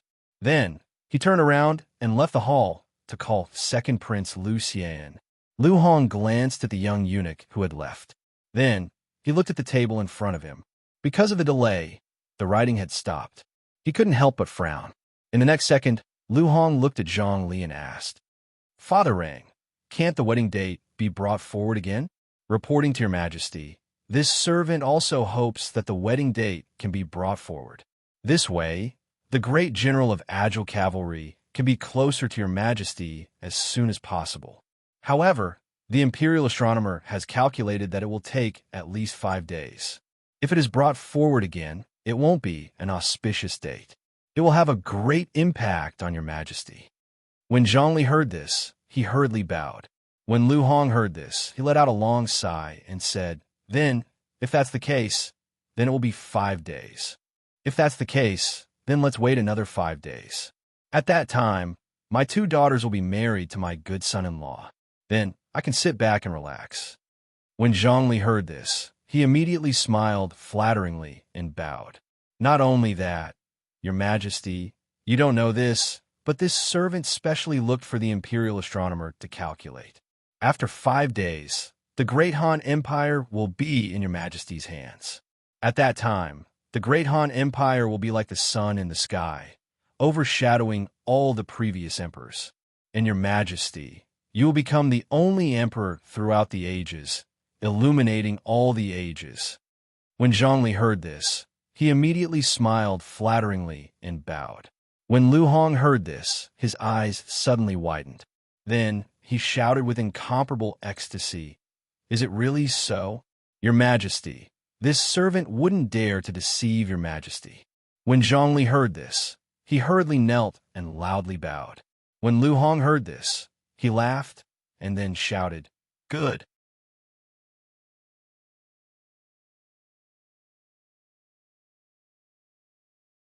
Chapter 645. It was obvious that Zhang Li's flattery had touched Lu Hong's soft spot. Otherwise, Lu Hong would not be so excited.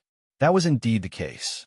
Although Lu Hong was muddle-headed, fond of grandiose achievements, and extremely greedy for wealth, to Lu Hong, there was nothing that could make him happier than becoming an eternal emperor. However, what Lu Hong did not know was that Father Jin, whom he loved the most, was actually just flattering him. Lu Hong's excited laughter did not even last for 3 seconds before an 8-year-old boy walked into the hall. The boy was the Great Han Empire's second prince, Lu Xie, or rather, the human player who replaced Lu Xie, Li Mubai. Seeing Lu Xie enter, Lu Hong immediately stopped laughing and asked, "Sir, what treasure do you want to present to Father?" After hearing Lu Hong's question, the second prince of the Great Han Empire, Lu Xie's eyes flashed with a relaxed gaze. He then bowed to Lu Hong and said, "Father, I heard that Father's energy has been lacking recently, so I specially searched through ancient books and finally found a piece of information. The 1,000-year blood ginseng can prolong one's life and greatly replenish one's vitality. Thus, I specially sent people out to search for the 1,000-year blood ginseng. Perhaps it was my filial piety that moved the heavens. This legendary 1,000-year blood ginseng was finally found by me. Thus, I specially brought it here to present to Father." "Sierra, are you serious?" Lu Hong was slightly stunned when he heard this. His eyes suddenly widened and he asked. Lu Hong indeed felt that his body was not as good as before. The 1,000-year blood ginseng that Lu Xie mentioned just happened to touch the itch in his heart. Otherwise, Lu Hong would not have become so excited all of a sudden. When Lu Xie heard this, he nodded seriously, then bowed and said, "I'm sorry. Father, Sir would not dare to deceive Father. Sir is willing to use my head to guarantee that this is absolutely true." "Good, good. Quickly present it." When Lu Hong heard this, he could not help but laugh wildly and then shouted. When Lu Xie heard this, the corners of his mouth curled up. He then bowed and said, "Yes, Father." After Lu Xie finished speaking, he took out an exquisite wooden box from his bosom and held it high above his head with both hands. When Zhongli, who was beside Lu Hong, saw this, a cold light flashed across his eyes. Then he walked towards Lu Xie with a smile on his face. Arriving in front of Lu Xie, Zhongli took the wooden box and opened it, preparing to inspect it. After all, the item had to be handed over to Lu Hong. No matter who it was, as Lu Hong's trusted eunuch, Zhongli had to confirm that it was not poisonous and harmless before handing it over to Lu Hong. Unexpectedly, as soon as Zhongli opened the wooden box, a violent explosion could be heard. Pung! A large cloud of pink mist suddenly burst out of the wooden box. Zhongli, who found that something was wrong, suddenly changed his face. He threw away the wooden box in his hand, covered his mouth and nose, and shouted sternly, "Protect him!" Lu Hong, who was sitting on the dragon throne, also came back to his senses at this moment. "Lu Xie, are you trying to kill your father?" "Your Majesty, run. This mist is poisonous." Zhongli, who was just about to kick Lu Xie, suddenly felt his leg go limp. Then, he sat down on the ground with a plop. Hearing Zhong Li's warning, Lu Hong's face changed greatly. Without thinking, he stood up and prepared to leave through the back door of the palace. However, as soon as Lu Hong stood up, he sat down on the chair with a p. At this moment, the space within the palace suddenly twisted. However, it immediately disappeared without a trace. All of these changes were not noticed by Lu Hong, Zhang Li, or the player who replaced second Prince Lu Xie. Seeing Zhang Li and Lu Hong both paralyzed on the ground due to the poison, the Great Han Empire's second Prince Lu Xie suddenly smiled strangely. Then, he looked at Lu Hong and said, "Father, don't think about anyone coming to save you. This palace, inside and outside, has been replaced with my people. Oh, right, it's the Inhumans that Father thinks of. Unfilial son, unfilial son." Hearing this, Lu Hong's face paled, and he yelled at Lu Xie. At this moment, no matter how stupid Lu Hong was, he knew what Lu Xie wanted to do. Apart from killing the king and usurping the throne, there was nothing else. At the thought of his impending death, Lu Hong felt unwell all over. Fear, terror, panic, anger, disbelief, unwillingness, etc. All kinds of emotions rushed into Lu Hong's heart. Second Prince, even if you succeed in killing the king and usurping the throne, the civil and military officials of the Great Han Empire will not recognize you. Listen to me, turn back and be saved. Zhang Li looked at Lu Xie, an 8-year-old child, with a face full of disbelief. Then he tried his best to calm his rapidly beating heart before speaking sincerely. Hearing this, Lu Xie coldly smiled. Then he raised his right hand and slapped Zhang Li without hesitation. After a pa sound, a small red handprint appeared on Zhang Li's deathly pale face. After being slapped by Lu Xie, Zhang Li fell to the ground with a pong sound. Damn eunuch, if you want glory, splendor, and wealth, you better help me persuade my father, that old bastard, to pass the throne to me. Otherwise, you will know what it means to live a life worse than death. Lu Xie looked at Zhang Li and said coldly. After saying this, he strode towards Lu Hong, who was sitting on a dragon throne. Seeing Lu Xie striding towards him, Lu Hong suddenly felt as if his most precious thing was about to be snatched away. This feeling instantly stimulated Lu Hong's nerves. In the next second, Lu Hong yelled at Lu Xie, "Lu Xie, unfilial son, don't think that I will pass the throne to you. If you want to bear the name of killing the king and usurping the throne, then do it." In reality, in Lu Hong's heart, he had a feeling that no matter how vicious Lu Xie was, he would not dare to kill him. And this was the fundamental reason why Lu Hong dared to yell so loudly. Who would have thought that as soon as Lu Hong finished speaking, Lu Xie would directly wave his right hand, and a sharp dagger that flickered with cold light instantly appeared in his hand. Looking at the dagger in his hand, Lu Xie raised his eyebrows and raised the dagger in his hand somewhat flaunting. He then said, "Father, do you know what grade this dagger is?" "You don't know, right? I can tell you. Heaven grade. Are you very surprised? Why did I say this?" Just as Lu Hong was dumbfounded and did not know what was wrong with Lu Xie chuckled and said, "For this dagger, I spent quite a few Tao comprehension stones. But it's also thanks to this dagger that I can try it out. Cutting someone into 1,000 pieces, TSK, just thinking about it makes me feel good." As soon as Lu Xie finished speaking, he arrived in front of Lu Hong. When Lu Hong heard Lu Xie's words, he immediately could not remain calm. In the next second, Lu Hong glared angrily at Lu Xie and yelled, "Lu Xie, bastard, you bastard, you actually want to cut us into 1,000 pieces?" You're tuning in to the Warrior Lore YouTube channel. Don't forget to subscribe and join us on this journey to catch the most captivating stories.